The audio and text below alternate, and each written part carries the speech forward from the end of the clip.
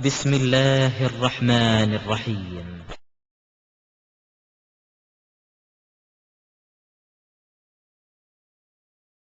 Sister comes in, when your King David comes in, tell him that let my sister come in with the cakes so that I can have the cakes from her hand. See, Jonathan after gives his advice, now he goes and lies in the bed, and Tamar, she brings cakes for him, and that time he makes use of, see, Bible teaching is how to make a situation where you can rape your own sister. She comes in, and then he says that, get everyone out of here, meaning he wants to have that sex with her, so he asks everyone to go out, and he says that, oh my sister, come and lie in bed with me. Imagine brother asking his sister, come and lie with me, and he's trying to rape her. That time Tamar, she's telling, yes, such a thing cannot happen in Israel, as if Israel is a very so pure country that this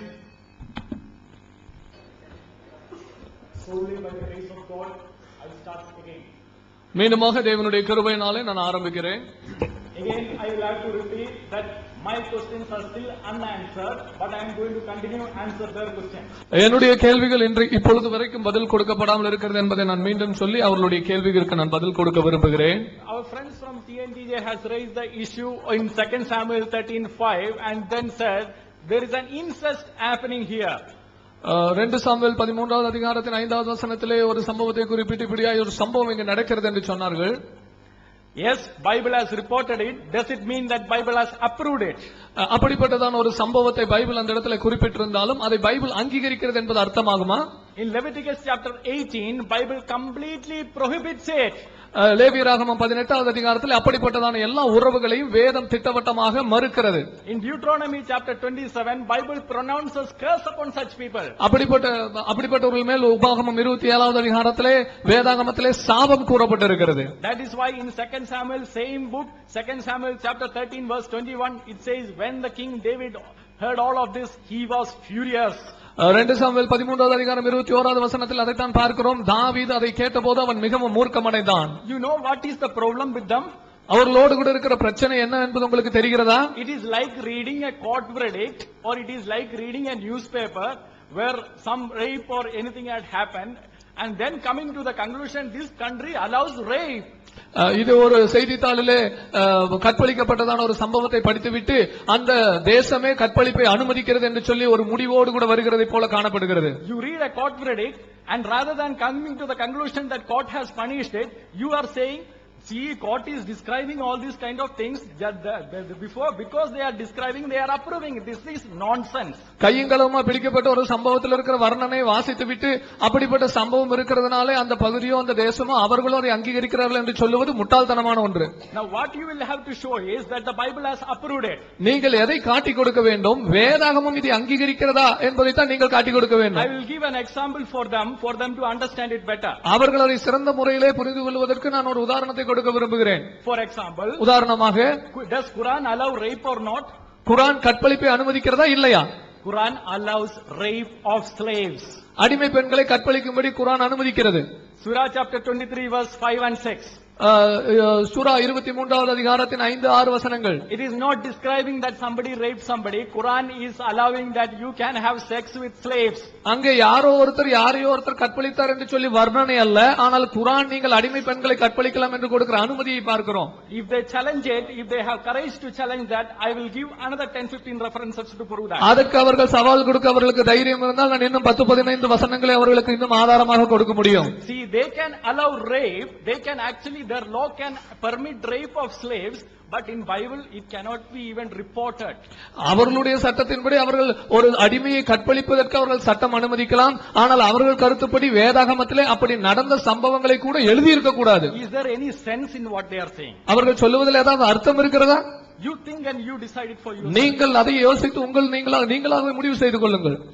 Now again, our friends have taken 2 Samuel 21:8. நம்முடைய நண்பர்கள் 2 Samuel 21வது அதிகாரத்தின் 8வது வசனத்தை எடுத்துக்கொண்டார்கள். First they have highlighted one issue which is says sons of Michal. அவர்கள் மீண்டுமாக மீகாலின் பிள்ளைகள் என்று சொன்னார்கள்.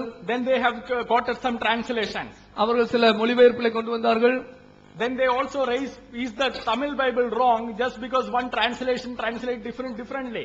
ஒரு மொழிபெயர்ப்பு இன்னொரு மொழிபெயர்ப்பிலிருந்து வேறுபட்டு இருக்கிறதுனாலே உங்களுடைய தமிழ் மொழியாய்க்கும் தவறு என்று நீங்கள் சொல்ல முடியும் என்று கேட்டார்கள். Let me take all of this one by one. இந்த ஒவ்வொரு காரியத்தையும் நான் ஒன்றன் பின் ஒன்றாக எடுத்துக்கொள்ள விரும்புகிறேன். If you adopt children, can you call them as sons?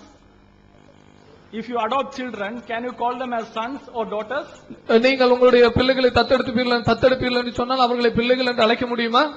Yes, you can call them as sons. நீங்கள் ஒரு பிள்ளைகளை தத்தெடுத்தால் அவர்களை உங்கள் மகன்கள் குழந்தைகள் என்று அழைக்க முடியும். In fact, it was permitted in Islam until a certain time. இது இஸ்லாமிலே ஒரு குறிப்பிட்ட காலம் வரைக்கும் அனுமதிக்கப்பட்டிருந்தது. In Surah chapter 33 verse 4, சூரா 33வது அதிகாரத்தின் 4வது வசனம், it is at that time actually Allah prohibited this. இந்த நேரத்திலே காலகட்டத்திலே நான் தத்தெடுக்கிற ஒரு காரியத்தை அல்லாஹ் தடை செய்கிறார். And what was the reason for Allah prohibiting to call adopted children as sons? தத்தெடுக்கும் பிள்ளைகளை உங்கள் சொந்த பிள்ளைகள் என்று நீங்கள் கூப்பிடக்கூடாது என்று சொல்லி அல்லாஹ் தடை செய்வதற்கு காரணம் என்னவென்று தெரியுமா? What was the reason for Allah prohibiting adoption itself? தத்தெடுப்பதையே அல்லாஹ் தடை செய்வதற்கு காரணம் என்னவென்று தெரியுமா? You know, உங்களுக்கு தெரியுமா?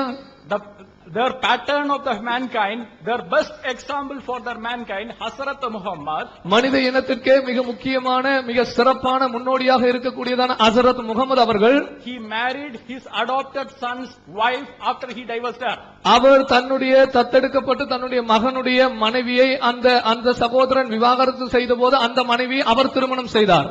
When he married his adopted son's wife, அவர் தன்னுடைய தத்தெடுக்கப்பட்ட மகனுடைய மனைவியை திருமணம் செய்தபோது the pattern for the mankind, அந்த மனித இனத்துக்கு முன்னோடியான அவர், to justify that, அதை நியாயப்படுத்துவதற்காக Allah came and said, you cannot call your adopted children as, you cannot have adoption and you cannot call them as children. அதை நியாயப்படுத்துவதற்காக அல்லாஹ் சொன்னார், நீங்கள் தத்தெடுக்க கூடாது, அப்படி தத்தெடுக்கிற பிள்ளைகளை உங்களுடைய பிள்ளைகளாக நீங்கள் சொல்லக்கூடாது என்று. Okay, granted that they are coming from that perspective. ஒருவேளை அவிதமான நோக்கத்தில் அவர் வருகிறார்கள் என்று எடுத்துக்கொள்வோமானாலும், but this was written much before that. ஆனால் இது அவர்கள் சொல்லுகிற காரியத்திற்கும் ஏராளமான வருடங்களுக்கு முன்பு எழுதப்பட்டது. In fact, even Ibn Kathir, in Tafsir of Ibn Kathir, Ibn கத்தீருடைய தப்சீரிலே Ibn Kathir very clearly says that Sayyid was called as Muhammad's son until that time. அந்த காலகட்டம் வரைக்கும் அல்லது அந்த சமயம் வரைக்கும் சையத் என்பவர் ஹஜ்ரத் முகமதுடைய மகனாக அழைக்கப்பட்டார். So if until that time, even if we argue that until that time children can be called as sons, this second Samuel was written much before that. So what is the problem with that? ஒருவேளை அந்த நேரம் வரைக்கும் அல்லது அந்த சமயம் வரைக்கும் தத்தெடுக்கப்பட்ட பிள்ளைகள் என்று அழைக்கப்பட்டிருப்பார்கள் என்று சொன்னால், அதை காட்டிலும் பல வருடங்களுக்கு முன்பாக எழுதப்பட்ட இந்த அதிகாரத்திலே வசனத்திலே என்ன முரண்பாடு இருக்கிறது? Now again 2 Samuel 21 verse 8. மீண்டுமாக 2 சாமுவேல் 21வது அதிகாரத்தின் 8வது வசனம். It says that they have cited different translations, and even if you have noticed in one of the Darby's translations, it was very clearly written that Darby had explained that it was the sister's son, as I have explained. அவர்கள் ப்ரொஜெக்டரிலே பல translation ஒருவேளை போட்டிருப்பதை பார்த்தீர்கள். அதுல ஒரு translation அங்கேயே தெரிந்தது அவருடைய சகோதரியின் பிள்ளைகள் என்பதை அந்த இடத்துல போட்டிருந்ததை நீங்கள் பார்த்திருக்கலாம். If a word can have two different meanings, ஒரு வார்த்தைக்கு ரெண்டு வித்தியாசமான அர்த்தங்கள் இருக்கும் என்றால், how will you determine the meaning of the word? அந்த வார்த்தைக்கு சரியான அர்த்தம் என்ன என்பதை நீங்கள் எப்படி நிதானிப்பீர்கள்? You will decide by the context. நீங்கள் அந்த வார்த்தைக்கு உள்ளானதான அமைப்பை பொறுத்து தான் நிதானிப்பீர்கள். That is why the KJV, which mentioned actually in the initially, determined it by the context and gave the correct translation. அதுவேதான் முதலாக மொழியாக்கப்பட்டதான KJV என்பது அந்த சம்பவம் நடந்த அமைப்பின் அடிப்படையிலே மொழியாக்கத்தை கொண்டு வந்தது. Now coming to the Tamil translation. இப்பொழுது தமிழ் மொழியாக்கத்துக்கு நாம் வருவோம். Sir, translations can have different kinds of mistakes also. ஒருவேளை மொழிபெயர்ப்பிலே சில தவறுகள் இருக்கலாம். Sir, Janab PJ sir himself has revised his own translation of the Quran. Does it mean that whoever was reading his original translation of the Quran was not reading the Quran at all? அருமையான ஜனாப் PJ sir அவர்கள் கூட தன்னுடைய குர்ஆனை தானே மீண்டும் ஒரு விசையாக revise பண்ணி இருக்கிறார். அப்படி என்றால் அவருடைய பழைய குர்ஆனை வாசிக்கிறவர்கள் சரியான குர்ஆனை வாசிக்கிறதில்லை என்று அர்த்தமாய் விடுமா? Sir, translations can have different meanings. That does not mean that the Bible is corrupted. ஒருவேளை மொழியாக்கத்திலே வேறு அர்த்தங்கள் இருந்தால் அந்த அர்த்தத்தின்படி வேதாகமம் கரைப்படுத்தப்பட்டது என்பது அர்த்தம் இல்லை. Now coming to Ezekiel chapter 23. எசேக்கியேல் 23வது அதிகாரத்துக்கு வருவோம். Again the same issue that I had raised earlier. நான் மீண்டுமாக ஏற்கனவே நான் எழுப்பினதான அதே காரியம். Our brother Sudhakar has already explained it. நம்முடைய சகோதரர் சுதாகர் இது என்னவென்று ஏற்கனவே விளக்கிவிட்டார். And I have one of the cases here, the High Court, Delhi High Court which actually passed the verdict on the homosexuality, which has different, same kind of, similar kind of wordings. Delhi high court homosexual மீதான ஒரு நியாய தீர்ப்பை வெளியிட்ட போது இப்படிப்பட்டதான வார்த்தைக்கு ஒத்த வார்த்தைகளை அந்த டெல்லி ஹைகோர்ட்டில் உபயோகப்படுத்தப்பட்ட காரியத்தை அதற்கான ஆதாரத்தை வைத்திருக்கிறோம். In fact, you can find those kind of wordings in many verdicts, not just in this verdict, many verdicts. இப்படிப்பட்ட தீர்ப்பில் அல்ல, எல்லா அநேக தீர்ப்புகளிலும் கூட அந்த வார்த்தைகளுக்கு ஒத்த வார்த்தைகளை நீங்கள் காணலாம். So our friends have asked, can you take it to the court? Will it not be a pornography? அவர்கள் கேட்டார்கள், இதை ஒரு நீதிமன்றத்துக்கு கொண்டு போய் இது ஒரு ஆபாசமாக இருக்காதா என்று சொல்லி கேட்டார்கள். Sir, the verse Ezekiel very clearly says this is the judgment of the God. எசேக்கியேல் 23வது அதிகாரம் தெளிவாய் சொல்லுகிறது, இது தேவனுடைய நியாய தீர்ப்பு என்று சொல்லுகிறது. Ezekiel 22 describes the entire sins of that people. எசேக்கியேல் 22வது அதிகாரம் அந்த ஜனங்கள் செய்ததான மிக மோசமான பாவங்களை பட்டியலிடுகிறது. And in the judgment, can you describe the sins or not? இந்த தீர்ப்பிலே அவர்கள் செய்ததான பாவங்களை குறித்து நீங்கள் விவரிக்க கூடாதா அல்லது விவரிக்கலாமா அல்லது கூடாதா? Sir, in every court of law you can describe the sins in the verdict and then you come to the conclusion. ஒவ்வொரு நீதிமன்றத்திலும் கூட நீங்கள் தீர்ப்பு கொடுப்பதற்கு முன்பதாக அந்த பாவம் செய்யப்பட்ட விதத்தை வர்ணித்து அதன் பின்பதாக அதற்கு தீர்ப்பு கொடுப்பது வழக்கமாக இருக்குது. Now if you are saying that this kind of words cannot be should not be used by in the God's word at all, இவ்விதமான வார்த்தைகள் இறை வேதத்திலே உபயோகப்படுத்தவே படக்கூடாது என்று நீங்கள் சொல்லுவீர்களானால், what kind of standard is that, sir? அப்படி என்றால் அதனுடைய நிலைப்பாடுதான் என்ன? In Surah chapter 75 verse 37, சூரா 75வது அதிகாரத்தின் 37வது வசனம் சொல்லுகிறது, had it not been, it says actually the uses the word sperm. அந்த இடத்துல ஸ்பெர்ம் அல்லது விந்து என்கிறதான பதத்தை குறிப்பிட்டிருக்கிறது. Sir, why is Allah using this word? அல்லாஹ் ஏன் இப்படிப்பட்ட வார்த்தையை ஸ்பெர்ம் அல்லது விந்து என்கிறதான வார்த்தை அர்த்தத்தில் ஏன் குறிப்பிடுகிறார்? Now listen carefully. I am not saying that Quran is not the God's word because of this. That is not my standard at all. You will hear my standards in the next week. இந்த கருத்தின் அடிப்படையிலே குர்ஆன் இறைவனுடைய வேதம் இல்லை என்பதை நான் சொல்ல வரவில்லை. என்னுடைய நிலைப்பாடு என்ன என்பதை நீங்கள் அடுத்த வாரத்திலே கேட்கலாம். Again, the brother has brought the issue of Torah. தோராவை பற்றிதான இஷ்யூவை அருமையான சகோதரர் கொண்டு வந்தார்.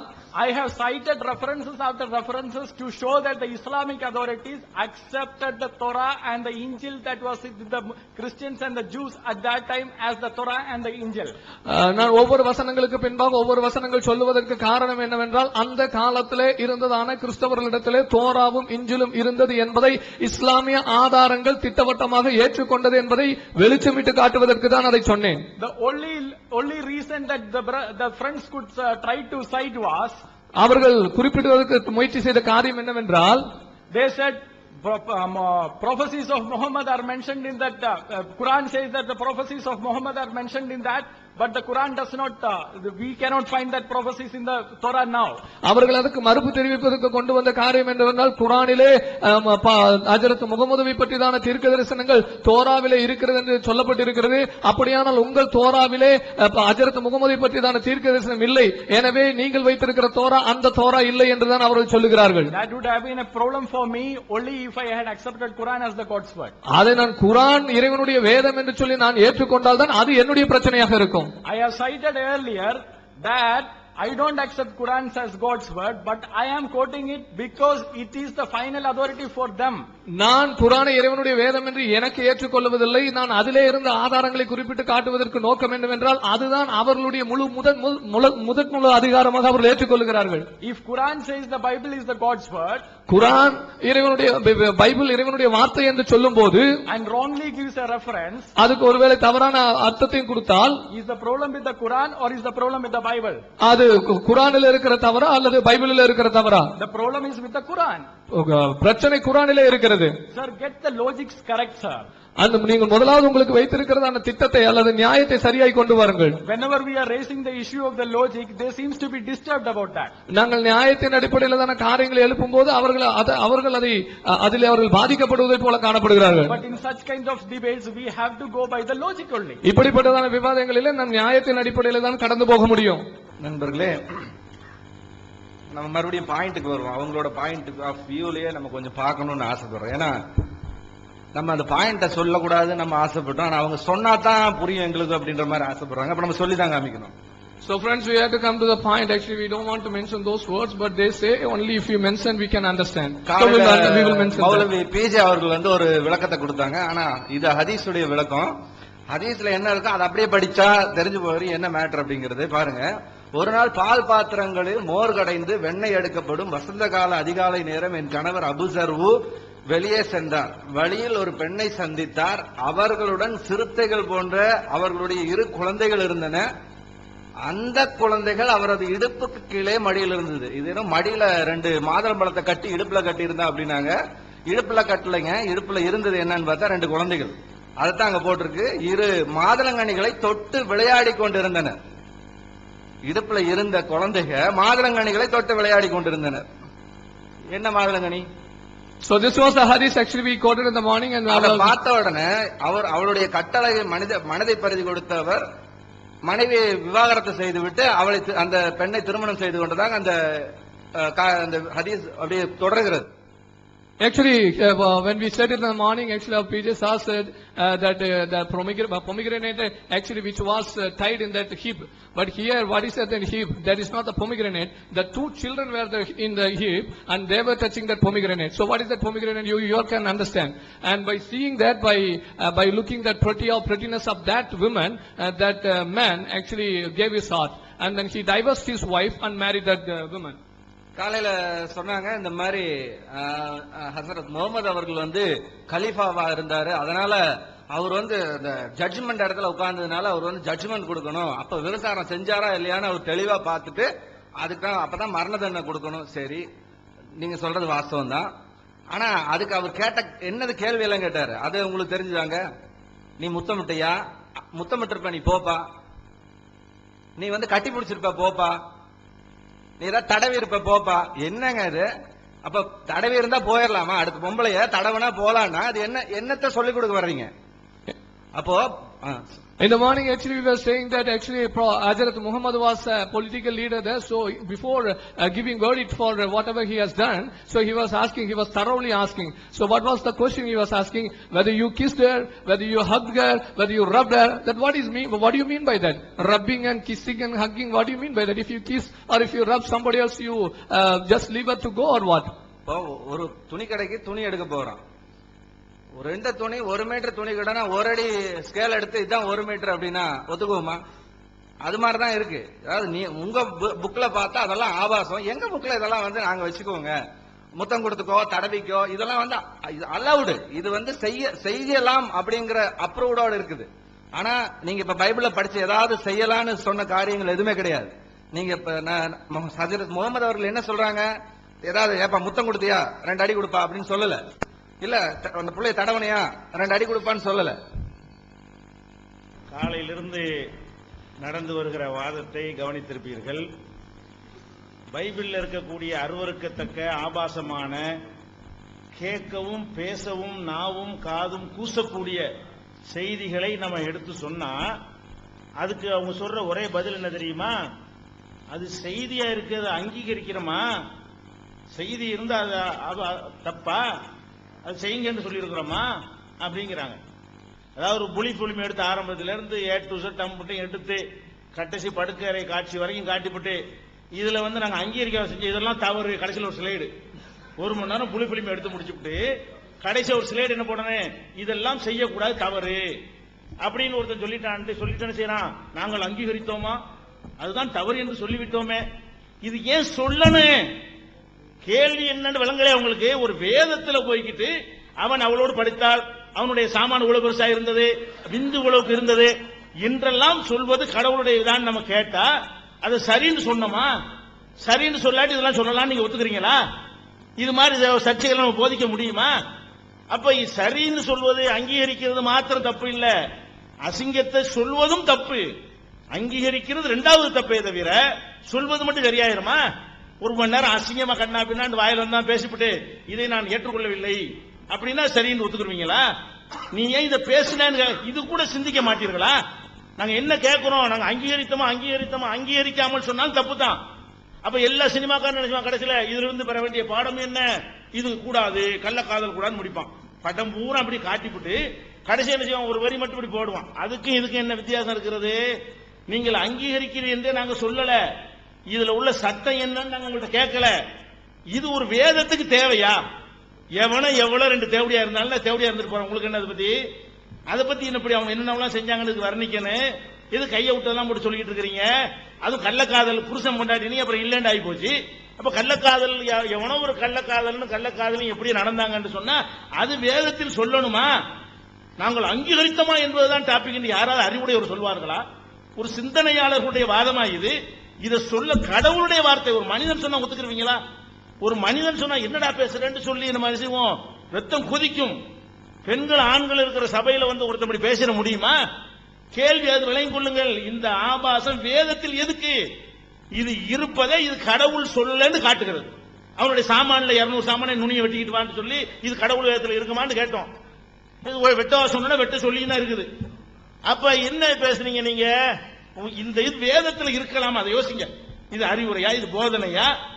விபச்சாரம் செய்யாத விபச்சாரம் செய்யாதுன்னு சொல்லிட்டு போங்க. அதை விட்டுட்டு அவங்க என்னென்னலாம் செஞ்சாங்கன்னு 1 மணி நேரம் வர்ணிச்சு விட்டு ஆகவே தண்டித்தேன் பின்ன என்ன அர்த்தம்? இது ஒரு ஆர்குமெண்ட்ல நிக்காது. உங்க மக்களை நீங்க திருப்திப்படுத்த பாக்குறீங்க. இது சிந்தனையாளர்கள் பார்த்தாங்க நினைச்சுவாங்க என்ன இவ்வளவு மோசமா இருக்கிறாங்க, ஒரு அசிங்கத்தை கூட அசிங்கம் ஒத்துக்கிற மாட்டேங்கிறாங்க என்ற கருத்து தான் வருமே தவிர ஒரு காலத்துல இதை கொண்டு நிலைநாட்ட முடியாது. பைபிள் இறைவன் இல்லை என்பது அவ்வளவு தெளிவாக வந்துவிட்டது. அப்புறம் கேட்டா கற்பழிப்பு செய்தி பேப்பர்ல வருகிறது, உடனே அனுமதிக்கிறேன்னு எடுத்த முடியுமா? அப்படி சொல்லிட்டு போங்க, பேப்பர் மாதிரி உள்ளன்னு சொல்லிட்டு போங்க. ஏன் கேட்கிறோம்? பைபிள் வந்து ஒரு நியூஸ் பேப்பர் மாதிரி உள்ளது. கடவுள் வார்த்தை இல்லைன்னா நாங்க அதை பத்தி பேச போறோம்? நியூஸ் பேப்பர்ல என்ன வேணாலும் வரும், செக்ஸ் புக்ல அதை விட கூடுதல் கூட வரும். கேள்வி என்ன? கர்த்தரின் வார்த்தை நம்மளை எல்லாம் புடம்போட்ட மக்களாக மாற்றுவதற்கு கடவுளுடைய அறிவுரை. அதுலயும் இதை போய் சொல்லிட்டு இருக்கிறாரு. அதுதானே கேள்வி. நீங்க பேப்பர்ல வரதை பார்த்து அப்படி எடுப்பீங்களா? பேப்பரை இறைவேதம் சொன்னா எடுப்போம். பேப்பர்காரன் பேப்பரை இறைவேதம் சொல்லல, கடவுள் வார்த்தைன்னு அவன் சொல்லல, ஏன் செய்தின்னு சொல்றான். இதுதான் கேள்வி. இதை நீங்க வித்தியாசம் விளங்கிக் கொள்ள வேண்டும். அடுத்து என்ன? அடிமை பெண்கள் பார்த்தீர்களா? இதுவா இவங்களாவது நாங்க செய்தியைத்தான் போடுறோம், இவங்க அடிமை பெண்களை கற்பழிக்க அனுமதிச்சிருக்கிறீங்க, எடுத்து போட்டுமா வண்டி வண்டியாங்கிறாங்க. அடிமை பெண் விஷயத்தை நீங்கள் பேசுவதாக இருந்தால் எடுத்து போடுவோம். குரான்ல இருக்கிறத விட கூடுதலாக பைபிள் அனுமதிக்கப்பட்டிருக்கிறது. அதுக்கு என்ன சொல்ல வர்றீங்க? அடிமை பெண் விஷயம் வந்து 2 பேரும் பதில் சொல்ல வேண்டிய விஷயம். அது ஏன் அது ஏற்பட்டது, அந்த காலத்தில் ஏற்பட்டதுங்கிறது பைபிள் என்ன சொல்லப்பட்டிருக்கிறது?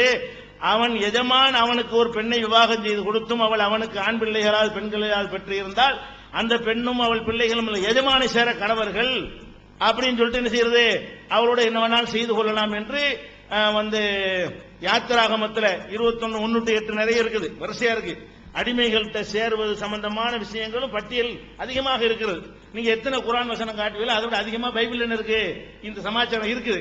அடிமைகள் விஷயம் ஏங்கிறது 2 பேரும் சேர்ந்து பதில் சொல்ல வேண்டிய ஒரு விஷயம். 2 மதத்திலே கடவுளை பத்தி சொல்லப்பட்டிருக்குன்னா நீங்க கடவுளை சொல்றீங்கன்னு கேட்க கூடாது. 2லயும் உள்ளது. உங்கள்ட்ட இல்லைன்னு சொன்னா அதை பத்தி பேசணும், அது தனியா வச்சுக்கிறது. நீங்க அடிமைகளை பத்தி பேசும்போது வாங்க. அடுத்து என்னன்னு கேட்டா தத்தெடுக்கிறது வர்றாங்க. தத்தெடுக்கிறது தப்பா? அவ பெத்த பிள்ளைய வந்து வளர்த்த பிள்ளை, அதான் கேள்வி. ஏன்பா பெத்த பிள்ளைன்னு எழுதி வச்சுக்கிறீன்னு கேட்கிறோம். நீ தத்து பிள்ளைய வளர்ப்பு பிள்ளைன்னு சொல்லிட்டு போ, தத்து பிள்ளைன்னு சொல்லிட்டு போ, அது உன்னுடைய விருப்பம், நாங்க அதை தலையிட மாட்டோம். கேள்வி என்ன? சாவுற வரைக்கும் அவளுக்கு பிள்ளை இல்ல, 5 பிள்ளை பெத்தா, இது ஏன் முரண்? நீங்க என்ன செய்றீங்க? அது வளர்ப்பு பிள்ளைங்கிறீங்க. நாங்க என்ன சொல்றோம்? அவனுக்கு பெத்தாள் இருக்கு உங்க பைபிள்ல, நாங்க கண்டுபிடிச்சது இல்ல, உங்க பைபிள்ல தான் இருக்குது. இதுதான் கேள்வியே தவிர தத்துன்னு சொல்லலாமா வளர்ப்புன்னு கேள்வி அது இல்ல. நீங்க தத்துன்னு சொல்லிட்டு போங்க, வளர்ப்புன்னு சொல்லிட்டு போங்க, அதான் கேள்வி. தத்து பிள்ளை என்று சொல்வது பெரிய தப்பு செய்து விட்டார்கள், அப்படியே நாங்க கேட்டோம். ஏன் முரண்பட்டீங்க? ஒரு அதிகாரத்தில் 2 சாமுவேல்ல 1லயே தான் 2 வருகிறது, அடுத்தடுத்து வருகிறது. அப்ப அதுதான் கேள்வி என்பதை புரிந்து கொள்ள வேண்டும். அடுத்து என்ன சொல்றாங்க? ஜட்ஜ்மெண்ட் கோர்ட்ல ஏதோ ஒரு கேஸ் வரும்போது ஜட்ஜ்மெண்ட்ல இதை விட அசிங்கமாவெல்லாம் சொன்னார்கள், எங்கள்கிட்ட ஆதாரம் இருக்கிறது. அது ஆதாரம் இருக்கான்னு எங்களுக்கு தேவையில்லை, இருந்தாலும் பெரிய பிரச்சனை இல்லை, வேதம் கிடையாது. ஜட்ஜ்மெண்ட்ல சொன்னான்னு சொன்னா விசாரிச்சா சொல்லித்தான் இருப்பாங்க. அது நான் காலையில சொல்லியும் விட்டேன், அது ஒன்றும் தப்பு கிடையாது. அது மாதிரி ஜட்ஜ்மெண்ட் போங்க. இது எதுக்குங்க வந்து இந்த 2 சகோதரியோட சேர்ந்தது, கள்ளத்தனமா சேர்ந்தது, அப்படி இதெல்லாம் எதுக்கு நீங்க சொல்றீங்க? இதுதான் கேள்வி. அதுக்கு இது உதாரணம் என்ன செய்யாது, பொருந்தாது. அடுத்து என்ன செய்யறாங்க? வளர்ப்பு மகனுக்கு பெரிய, அதாவது வளர்ப்பு மகனுடைய மனைவியை விவாகரத்து செய்த மனைவியை கல்யாணம் செய்தவர்களுக்காக செஞ்சாங்க. அது எங்க மார்க்கத்தில் எல்லாருக்கும் அனுமதி இருக்குதா? வளர்ப்பு மகன் ஒருத்தன் வளர்த்தான்னு சொன்னா அது மகனாக மாட்டான், அவன் முன்னாடி விவாகரத்து பண்ணிட்டால் அது மருமக அந்தஸ்துல வரமாட்டால் எங்க மார்க்கத்தின் சட்டம், எல்லாருக்கும் உள்ள சட்டம் அது. அது சரி, இதெல்லாம் வைத்துக்கொண்டு பைபிள் இறைவேதம் இப்படி ஆகும். பைபிள் இறைவேதம் என்றால் நீங்க என்ன செய்யணும், குரான்ல இருந்து காட்டலாம். சரி, குரானுக்கு முந்தி 600 வருஷமா இருந்தவங்க எப்படி பைபிள் இறைவேதம் போவீங்க? குரானை கொண்டுதான் நிரூபிக்கணும் நீங்க இருக்கிறீங்களா? அப்ப பைபிள் இறைவேதம்னா பைபிள்ல இருந்து நீங்க நிரூபிக்க வேண்டும். பைபிள் இறைவேதம் என்பது அதனுடைய தன்மைகளையும் அதனுடைய தத்துவங்களையும் சொல்லி, பாத்தீங்களா மனுஷன் வார்த்தையில் இப்படி இருக்குமா, கடவுள் வார்த்தை இப்படி அழகா இருக்கு பாத்தீங்களா, இது மாதிரி அப்படியான ஒரு அடிப்படையில் தான் அது நிரூபிக்கணுமே தவிர, அதை விட்டு குரான்ல அதை பத்தி சொல்லப்பட்டிருக்கு யாரும் இல்லைன்னா, குரான்ல தௌராத்தை பத்தி சொல்லி இருக்குது, இஞ்சில பத்தி சொல்லி இருக்குது. அப்ப குரான்ல உள்ளது ஏத்துக்கலாம் நம்ம கேட்டா அது உங்க பிரச்சனை. அப்ப ஏன் ஆதாரத்தை வைக்கிறீங்க? நம்ம கேள்வி என்ன என்று கேட்டால், குரானை வைத்துத்தான் உங்க பைபிளை நிலைநாட்டணும் உங்க நிலையாக இருக்குமையானால் அதுலயாவது ஒழுங்கா நில்லுங்க. குரான் சொல்ற மாதிரி நீங்க வச்சுக்கிற பைபிள் இல்ல. குரான் என்ன மாதிரி தௌராத்தை பற்றி சொல்கிறதோ அதுக்கு நேர் மாற்றமா அவ்வளவு விஷயம் எழுதி வச்சுக்கிறீங்க. குரான் இஞ்சிலை பற்றி என்ன சொல்கிறதோ அதுக்கு நேர் மாற்றமா எல்லாத்தையும் எழுதி வைத்திருக்கிறீர்கள். இதுதான் அதுல உள்ள கேள்வி என்பதை என்ன செய்யணும், புரிந்து கொள்ளணும்னு பேசுங்க. The other side gave a reference that all these obscene statements are there. They acknowledge that all these are present in the Bible, the so-called Holy Book, and they concluded saying that all these are reported in Bible, all these are not encouraged in the Bible. They should first understand our question. Whether it authorized these verses or not is the second issue. Now first our question is, can these verses occur in Bible? For example, if a person takes a porn movie and he shows everything, narrates everything, he has all close cameras, everything, in the finally, if he has a slide saying that all that what was shown in this movie is wrong, what do you think of the person? It's exactly the same way how you deal with Bible. You've been narrating the stories of prostitutes, narrating the genitals of donkeys. You are having n number of filthy, obscene words in Bible, and after telling everything, you plainly say that all these are there, but it is not authorized. That is the second question. But our first question still remains, why do you have all these in the so-called Holy Book? And can all these verses be preached in the church? We have never come across Christians preaching these things in the church. Apart from that, if you take Bible, it entirely describes about wars, illicit relationship.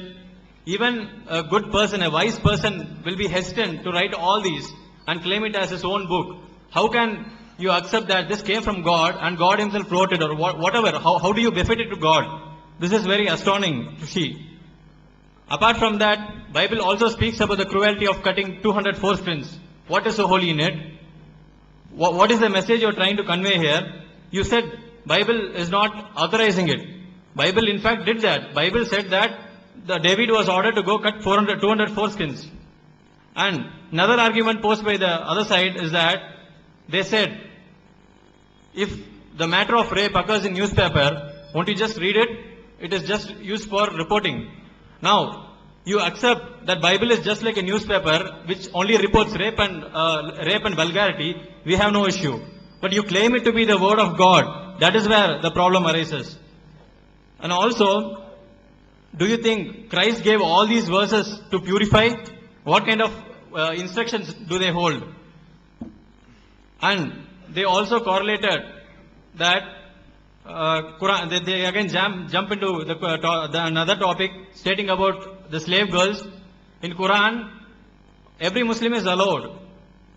So they jumped into the slave girls and they said what all stupid things they can make with slave girls, but they failed to realize that even if they write their own book, Deuteronomy chapter 21 verse 1 to 8, Exodus chapter 21 verse 1 to 8, there are n number of even much more cruel verses than Quran you will find in Bible. So don't talk about something which both our religions mutually agree. And they were also pointing out that adoption is wrong.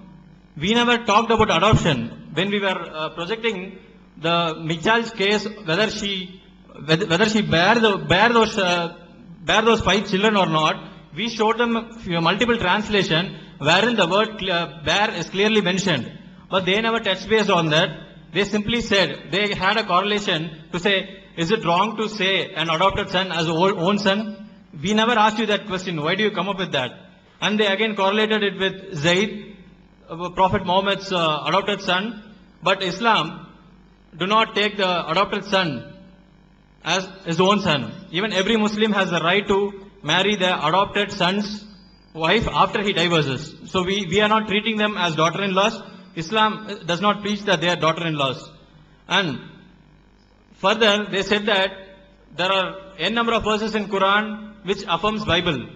Now, answer us, what is the state of Bible before 600 years before Quran was revealed?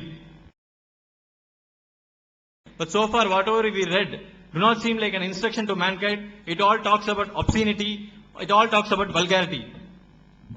Just to add one point to that, they said that the Prophet Muhammad, that he married after his adopted son divorced his wife. See, Prophet Muhammad, he married, he didn't rape like Amnon. Here, brother is raping Amnon, brother is raping his sister, Tamar. Prophet Muhammad married it. What are you trying to say? See the difference between the legal and the illegal intimacy. And talking about sperm, that it's also mentioned in the Quran. See, we already said that when the other brother quoted that donkeys is also mentioned in the Quran, horses also. See, whether it is mentioned or not, isn't there any difference? Just saying that horses, donkeys, and then comparing, and between that comparing the men's penis to that of the donkeys and horses. Sperm is told in the Quran, but it is not compared like the horse sperm. How would you know this until or unless you have the subject matter which deals with the intercourse of the horse, which is raised at one point of time in the lesson? How would you come to know? You gonna have any lesson for that purpose? See the difference. Mentioning about this sperm or donkeys is not wrong in any book. Even if it's mentioned in the book, Holy Bible, as you say, we don't have any problem with it. But see the comparison. That is what we are trying to say. அன்புள்ள சகோதரர்களே, அடுத்து அந்த மாதுளம்பழம் விஷயத்தை மறுபடியும் இருக்கிறார். அவர் ஒப்பந்த பிரகாரம் ஒரு அர்த்தத்துல இஷ்டத்துக்கு ஏதாவது செஞ்சாங்கன்னா நிரூபிக்கிற பொறுப்பு அவங்கள சேர்ந்தது. இவர் சொல்லக்கூடிய அந்த வாசகமே அந்த ஹதீஸ்ல கிடையாது. தெளிவா அந்த அரபியை வாசிச்சு அது ஒழுங்கான முறையில் ரிப்போர்ட் ஆதாரத்தை நிரூபிக்கணும். இந்த மாதிரி அவதூறா சொன்னீங்கன்னா அது பெரிய சீரியஸா நாங்க எடுத்துக்கிறோம். உள்ளதை சொல்லுங்க. என்ன இருக்கு வாசகம்? பலக்கிய இம்ராத்தன், ஒரு பெண்ணை சந்தித்தார், நேரடி அர்த்தம். மகா வலதானி, அவரோடு அவருடைய இரு பிள்ளைகள் இருந்தார்கள். கல் பகுதைனி, சிறுத்தை குட்டிகளை போன்ற இரண்டு பிள்ளைகளோடு அந்த பெண் இருந்தாள். எல் அபானி, அந்த ரெண்டு சிறுவர்களும் விளையாடி கொண்டிருந்தார்கள். மின் தகத்தி ஹஸ்ரிகா, இடுப்புக்கு கீழே, வி ரும்மானத்தைனி, இரண்டு மாதுளம்பழங்களை வைத்து, இடுப்புக்கு கீழே இரண்டு மாதுளம்பழங்களை வைத்து விளையாடி. இதான் நேரடி அர்த்தம் இருக்கிறது. அப்ப புகாரியில் இருக்கிறது ஆபாசமா இருக்கிறது, இந்த நீங்க சொன்ன மாதிரி கொங்கையெல்லாம் சொல்லப்பட்டிருக்கு என்று சொல்வதாக இருந்தால் அரபி மூலத்தோட வைத்து நீங்க என்ன செய்யணும்? கிராமர் படி அதுக்கு நிரூபிச்சு காட்டணும். ஹீப்ரு கேட்டா ஹீப்ரு நாங்க நிரூபிச்சு காட்டுறோம். அந்த மாதிரி செய்யணும். இந்த மாதிரி அவதூறாக சொல்லக்கூடாது.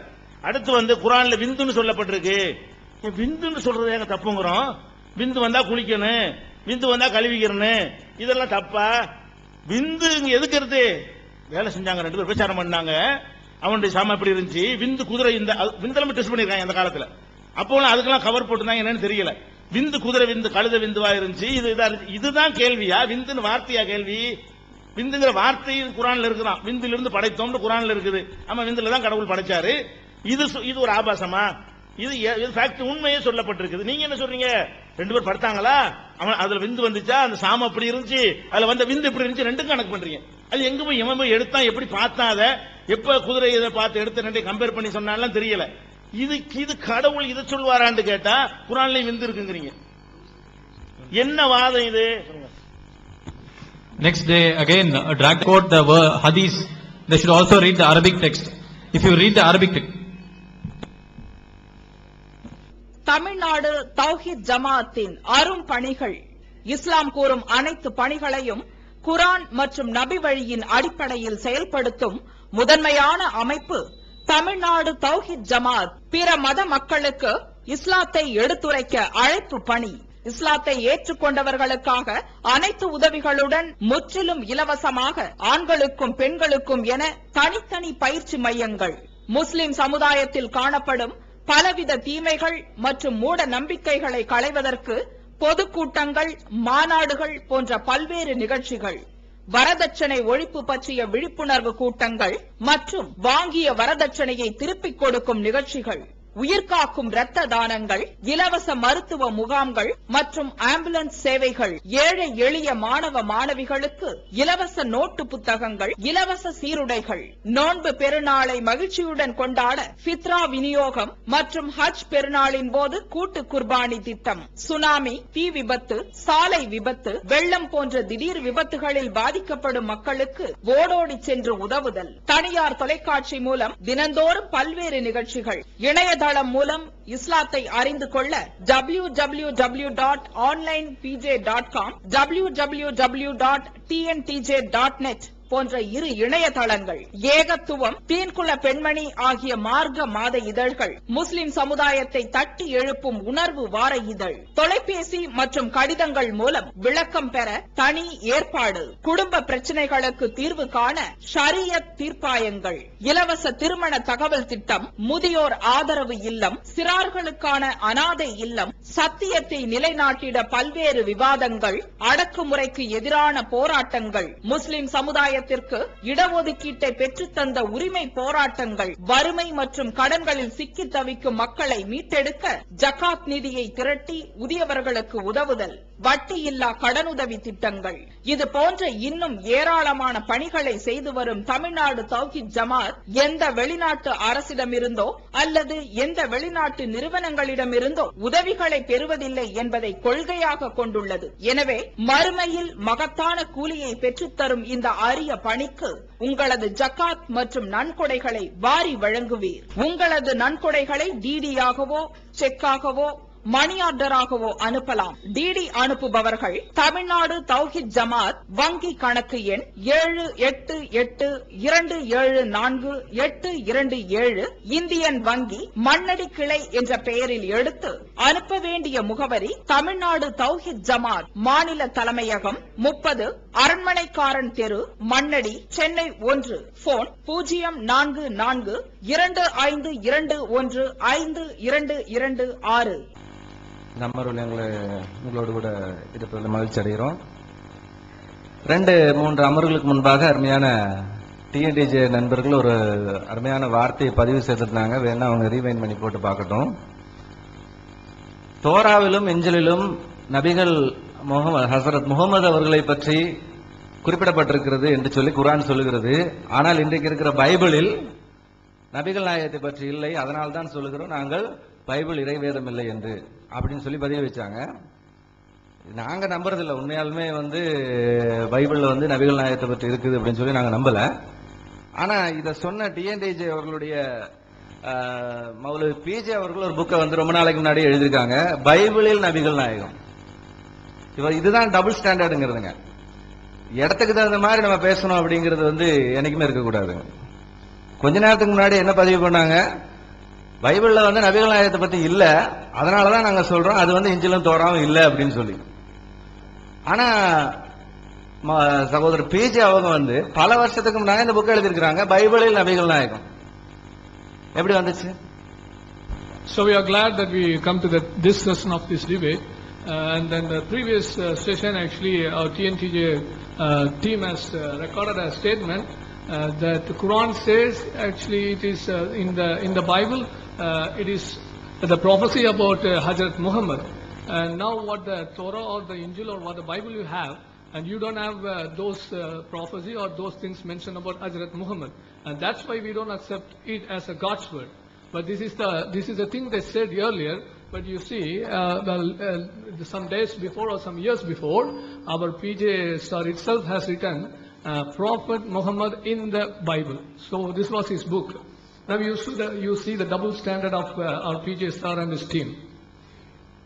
இதே நிலையை தான் இவங்க பைபிளுக்கும் குரானுக்கும் டபுள் ஸ்டாண்டர்ட் இருக்கிறதா நம்ம காலையில இருந்து சொல்லிட்டு வரோம். எந்த ஒரு விஷயத்தை நீங்க எடுத்து வைக்கிறீங்களோ அந்த விஷயத்துல நீங்க சரியா இருக்கணும். இருந்தா நீங்க எடுத்து வச்சா தப்பு கிடையாது. அட்லீஸ்ட் எல்லாம் அதை உயர்த்தி சொல்றதே இல்லாம இருக்கணும். இப்ப நம்ம ஒரு ஹதீஸ் எடுத்து வச்சோம், பிஜே சார் அதை அரபில படிச்சு சொல்லுங்க அப்படின்னாரு. ஆனா நம்ம என்ன சொல்றோம், தமிழ்லையும் அந்த ஹதீஸ நம்ம மொழிபெயர்க்கல, இங்கிலீஷ்லயும் நம்ம மொழிபெயர்க்கல. அது ரெண்டுமே அருமையான இஸ்லாமிய நண்பர்கள், இஸ்லாமிய சமுதாயத்தை சேர்ந்தவர்கள் தான் மொழிபெயர்த்திருக்காங்க. ரெண்டுக்குமே வந்து அந்த மீனிங் தான் கொடுத்துருக்காங்க. அதனால வந்து இப்ப அதை நம்ம அரபியில தான் மொழிபெயர்க்கணும்னா அரபியில தான் இது பண்ணணும்னா இப்ப இந்த டிபேட் வந்து தமிழ்ல பேசுவோம், நாங்க சொல்றதுதான் நீங்க வந்து கேட்கணும், நாங்க இங்கிலீஷ்ல வந்து கொஞ்சம் கம்மியா தான் சொல்லுவோம், நீங்க எதை சொல்றீங்களோ அதுக்கு பதில் சொல்லுங்க அப்படின்னு சொல்லி பதிவு வச்சவங்க ஆதாரத்தை கொடுனா தமிழ்ல இருக்கு. அந்த ஹதீஸை நானா இன்டர்பிரேஷன் கொடுக்கல, அவங்கள மாதிரி எண்ணெயை வச்சுக்கோ, கையை நீட்டி இவ்வளவு பெருசா இருந்தா அவ்வளவு பெருசா, இது நான் இன்டர்பிரேஷன் கொடுத்து கிடையாது. என்ன இருக்கோ அதை படிச்சு காமிச்சேன். This has been the double standard of TNTJ that we've been showing from the morning. And what they do, actually, they do this double standard with the Christian Bible and the Quran that you use. And especially when we say about, actually we showed the hadith in the earlier session, so they were asking from some Arabic translation. It is not my interpretation. Whatever in Tamil, that I didn't do that. Whatever in English, that I didn't do that. So all the English-speaking scholar of Islamic scholar translated either into English or into Tamil. So this is that double standard that the group is having. காலையில இருந்து நம்ம பல questions வச்சு நாங்க கேள்விகளுக்கு பதில் சொல்லதில்லை, நாங்க கேள்வி கேட்கத்தான் வந்தோம் அப்படின்னாங்க. இது வந்து டிபேட் வந்து ஒன்லி கேள்வி கேட்கறதுக்கு வந்து நாங்க பதில் சொல்றதுக்கு வந்தோன்ற அர்த்தம் கிடையாது. என்ன கேள்வி வைக்கிறாங்களோ அதுக்கு பதில் சொல்லணும், திரும்ப கேள்வி வச்சா அதுக்கு நம்ம பதில் சொல்லுவோம். அதுதான் வந்து டிபேட். விவாதங்கிறது அதுதான். நீங்க எல்லாம் கேள்வி கேளுங்க, நாங்க வந்து பதில் சொல்றோம். இது என்ன விவாதம்? இது கேள்வி பதில் செக்ஷனா முடிஞ்சு போயிடும். அதனால கேள்வி கேட்கறதுக்காக ஒரு விவாதம் தேவை கிடையாது. Since this morning they've been saying that we are here only to ask you questions. We are here not to answer you. And what is that debate? It's not a question answer session, so you keep on asking question and we'll be giving answer. So it's a debate. So when there's a question raised, you have to answer. And when you ask a counter question, we will be giving answer. That is called debate. காலையில நம்ம என்ன சொல்றோம், உங்ககிட்ட இல்லாததை நீங்க சொன்னீங்கன்னா okay. இப்ப நம்ம என்ன காலையில எடுத்து வச்சோம், ஒரு ஆபாசமான விஷயங்களை சொன்னாங்க. நான் என்ன சொல்றேன், நீங்க ஒரு சேத்துக்குள்ள உட்கார்ந்துகிட்டு ரோட்ல போற ஒருத்தனை வந்து நீங்க அழுக்கா இருக்கா நம்ம சொல்ல முடியாது. முதல்ல வந்து நம்ம கிட்ட அந்த விஷயம் இருக்கா இல்லையான்ற நம்ம முதல்ல செக் பண்ணணும். இப்ப நான் வந்து இன்னொரு ஹதீஸ் உங்களுக்கு கொடுக்குறேன். சஹீஹ் புகாரில 6933 ஒரு ஹதீஸ் இருக்குங்க. ஒரு மனிதரை பத்தி சொல்லப்பட்டிருக்கு. அவர் வந்து இஸ்லாத்தை இது ஒரு பெரிய ஹதீஸ், போர் டைம்ல கிடைச்ச அந்த பொருள் பிரிச்சு கொடுக்கறதுல இருக்கிற ஒரு பிரச்சனையை பத்தி அந்த ஹதீஸ் சொல்லுது. அந்த ஹதீஸ்ல வந்து ஒரு வார்த்தை வருதுங்க. அதாவது அந்த என்ன வருதுன்னா, இஸ்லாம்ல வந்து ஒரு சிலர் வந்து வருவாங்க, அவங்க வந்து சீக்கிரம் இதை விட்டு வெளியே போயிருவாங்க அப்படின்னு சொல்லிட்டு, அதுக்கப்புறமா அந்த ஹதீஸ் வந்து இப்படி வருது. ஏன்னா நான் ஹதீஸை மட்டும் படிக்கிறேங்க, ஏன்னா நான் இன்டர்பிரேஷன் கொடுக்க விரும்பல. இந்த மாதிரி டாபிக் நம்ம எடுத்து பேசணுங்கிறது நமக்கு ஆசை கிடையாது. ஏன்னா இதை அருமையான டிஎன்டிஜி நண்பர்கள் எடுத்து வைக்கிறதுனால நம்ம அதுக்கு ஆன்சர் கொடுக்க வேண்டியதா இருக்கு. இல்லாட்டி அவங்களுடைய ஸ்டாண்ட் வந்து டபுளா இருக்குங்கிறத காமிக்கிறதா நம்ம இந்த மாதிரி வார்த்தைகள் எடுத்து வைக்கிறோம். இது நம்மளுடைய மோட்டிவ் கிடையாது. அதனால நம்ம இதை எடுத்து வைக்கும் பொழுது நீங்க புரிஞ்சுக்கணும், என்னடா இது வல்கரா பேசுறாங்களே தயவு செஞ்சு நினைக்காதீங்க. இது ஹதீஸ்ல என்ன இருக்கோ அதை நம்ம படிக்கிறோம். நம்ம அதுக்கு செகண்ட் இன்டர்பிரேஷன் நம்ம கொடுக்கணும்னு விரும்புறது இல்ல. என்ன இருக்கு பாருங்க, அதிலும் எதுவும் காணப்படாது, அம்பானது சாணத்தையும் ரத்தத்தையும் அவை தன் மீது படாதவாறு முந்திக் கொண்டிருக்கும். அவைகளின் அடையாளம் ஒரு கருப்பு நிற மனிதராவார். அவரின் 2 கைகளில் அல்லது 2 மார்புகளில் ஒன்று பெண்ணின் கொங்கை போன்று அல்லது துடிக்கும் இறைச்சி போன்று அப்படின்னு சொல்லி ஒரு வார்த்தை வருதுங்க. இது இந்த ஹதீஸ் வந்து ஒண்ணு கிடையாதுங்க. இது மாதிரி இந்த சம்பவத்தையே பல ஹதீஸ்கள் சொல்லப்பட்டிருங்க. பல ஹதீஸ்ல முஸ்லீம் ஹதீஸ்ல பாத்தீங்கன்னா 1926 இதே சம்பவம் சொல்லப்பட்டிருக்கு. அதுலயும் அதே மாதிரிதான் சொல்லப்பட்டிருக்குங்க. ஒரு பெண்ணின் கொங்கை போன்று இருக்கும் அப்படின்னு சொல்லி சொல்லப்பட்டிருக்கு. அந்த புஜங்கள் ஒரு கொப்பளம் இருக்குங்க. அது என்ன எப்படி சொல்லப்பட்டிருக்குன்னா, ஒரு பெண்ணின் கொங்கை போல இருக்கும். நம்ம ஏதோ மாதுளம்பழம்னு சொல்லிட்டோமாமா, அது வந்து மறைவாதான் இருக்காமா, அது உண்மை இல்லையாமா அப்படின்னு சொன்னாங்க. பட் இந்த ஹதீஸ் டைரக்டாவே சொல்லுது, நம்ம எதுவும் மறைச்சு சொல்லல. நீங்க எதைய வந்து காலையில இருந்து வந்து பைபிள்ல இருக்குன்னு சொல்லிட்டு இருக்கீங்களோ அதே இது ஹசரத் முகமது அவர்கள் சொன்னதாவே இந்த ஹதீஸ்கள்ல ரெஜிஸ்டர் பண்ணப்பட்டிருக்கு. அது எதை பத்தி, ஒரு மனிதர் வருவார், கருப்பினத்தை சேர்ந்த ஒரு மனிதர் வருவார்னு சொல்லி அவருடைய கரத்துல இருக்கிற ஒரு கொப்பளம் எப்படி இருக்குன்னு சொல்லி சொல்லப்பட்டிருக்கு. அப்ப இது ஏன் நீங்க வந்து டபுள் ஸ்டாண்டர்டா பாக்குறீங்க? முதல்ல வந்து உங்களுடைய ஸ்டாண்ட வந்து கிளியர் பண்ணுங்க. பைபிள் வந்து தெளிவா நமக்கு சொல்லுது, நீங்க எந்த இதுல படிச்சீங்கனாலும் எந்த இடத்துலயும் வந்து அந்த தவறுகளை செய்யறதுக்கு தூண்டுற காரியங்கள் இல்ல. நீங்க சொன்னீங்க பெருசா படத்தை போட்டுட்டு கடைசியில ஒரு சீன் வந்து நீங்க இதை செய்யாதீர்கள் அப்படின்னு சொன்னா அது வந்து தப்பு இல்லையா அப்படின்னு கேட்டீங்க. இன்னொன்னு, அதே நேரத்தில் நீங்க செய்யுங்கன்னு சொன்னா எப்படி இருக்கும்? அதான் இன்னொரு ஹதீஸ்ல நான் காமிச்சேன். நீ முத்தமிட்டு இருக்கலாம், நீ கட்டி பிடித்திருக்கலாம், நீ ஏதாவது செஞ்சிருக்கலாம், ஆனா நீ உடலுறவு கொண்டாயா அப்படின்னு சொல்லி ஹஜ்ரத் முகமது அவர்கள் கேட்டாங்களே. அப்படி இருக்கும் பொழுது அந்த கொஸ்டின் நீங்க பதில் சொல்லணும். ஏன்னா அதெல்லாம் செஞ்சா நீ போயிட்டு வா, அதெல்லாம் செஞ்சுட்டு போ அப்படின்னா அதெல்லாம் செய்யலான்னு அர்த்தமா? அப்ப இது தூண்டுற மாதிரி இல்லையா? முத்தம் கொடுக்கறது அனுமதி, நீ போய் முத்தம் கொடுன்னு சொல்ற மாதிரி இல்லையா? நீ கட்டிப்பிடின்னு சொல்ற மாதிரி இல்லையா? மற்றதெல்லாம் செய்ய, உடலுறவு மட்டும் கொள்ளாது அப்படின்னு சொல்ற மாதிரி இல்லையா? அப்படிங்கறத நாங்க கேட்டோம். இது பைபிள்ல இருந்த விஷயங்கள்லாம் செய்தியா இருக்குது, இல்ல ஒரு திட்ட மாதிரி இருக்கு, இதெல்லாம் உண்மை. ஆனா எதுவுமே நீ இதை செய்யன்னு சொன்ன மாதிரி இல்ல. ஆனா இந்த பர்டிகுலர் ஹதீஸ் நீ செய்யறதுக்கு அனுமதிங்கிற மாதிரி இருக்கு இல்லையா, அதுக்கு நீங்க பதில் சொல்லுங்க. So this is what actually we've been seeing from the morning, and to show the double standard. And whatever we say, then you're in a milk clay, and then you're saying somebody is out, that you also have some spoil on you, and you also have dirt on you. See, this hadith says there was a black man, he's having some boil on his hand, and it says that the boil actually described as like a nipple of a breast of a woman. So in that of it has been described. So when it comes to Bible, and you say you make all those things at the end, you simply say we don't tell you to do, or we are just commanding not to do all these things. So what does it mean? In the same thing we are asking, Bible is not encouraging, or Bible is not telling you to do that. But how does it this two or the more hadiths show? This hadith say is like giving you permission to do that. நம்முடைய சகோதரர்கள் தொடர்ந்து பேசுவாங்க. Well, we are back to the foundational issues once again. மீண்டுமாக நாம் அஸ்திபார காரியங்களுக்குள்ளாக திரும்பி இருக்கிறோம். Our friends made some very interesting claims about the Torah.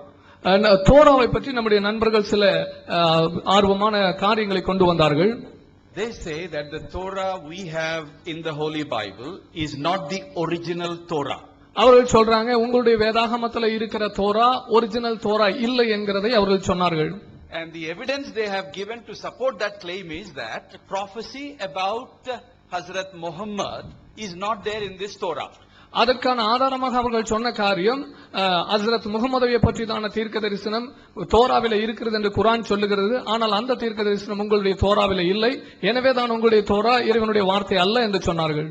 I would like to request our friends to produce the original Torah in which they found this prophecy about Prophet Muhammad. ஹஜ்ரத் முகமதை பற்றி தான் இருக்கிறதான இந்த தீர்க்க தரிசனம் எந்த original தோராவிலே அவர்கள் கண்டுபிடித்தார்களோ அந்த தோராவை அவர்கள் கொண்டு வந்து நிரூபிக்கட்டும் என்று நான் அவர்களுக்கு சொல்லுகிறேன். When have you read it? Where have you read it? And can you give us the source? We will go and get it. நீங்கள் எப்ப படித்தீங்க, எங்க படித்தீங்க, அதற்கான ஆதாரங்கள் உங்களுக்கு நீங்கள் சொல்ல முடியுமா? அப்படி என்றால் நாங்களும் அதை பார்க்கலாமே. This is a baseless claim.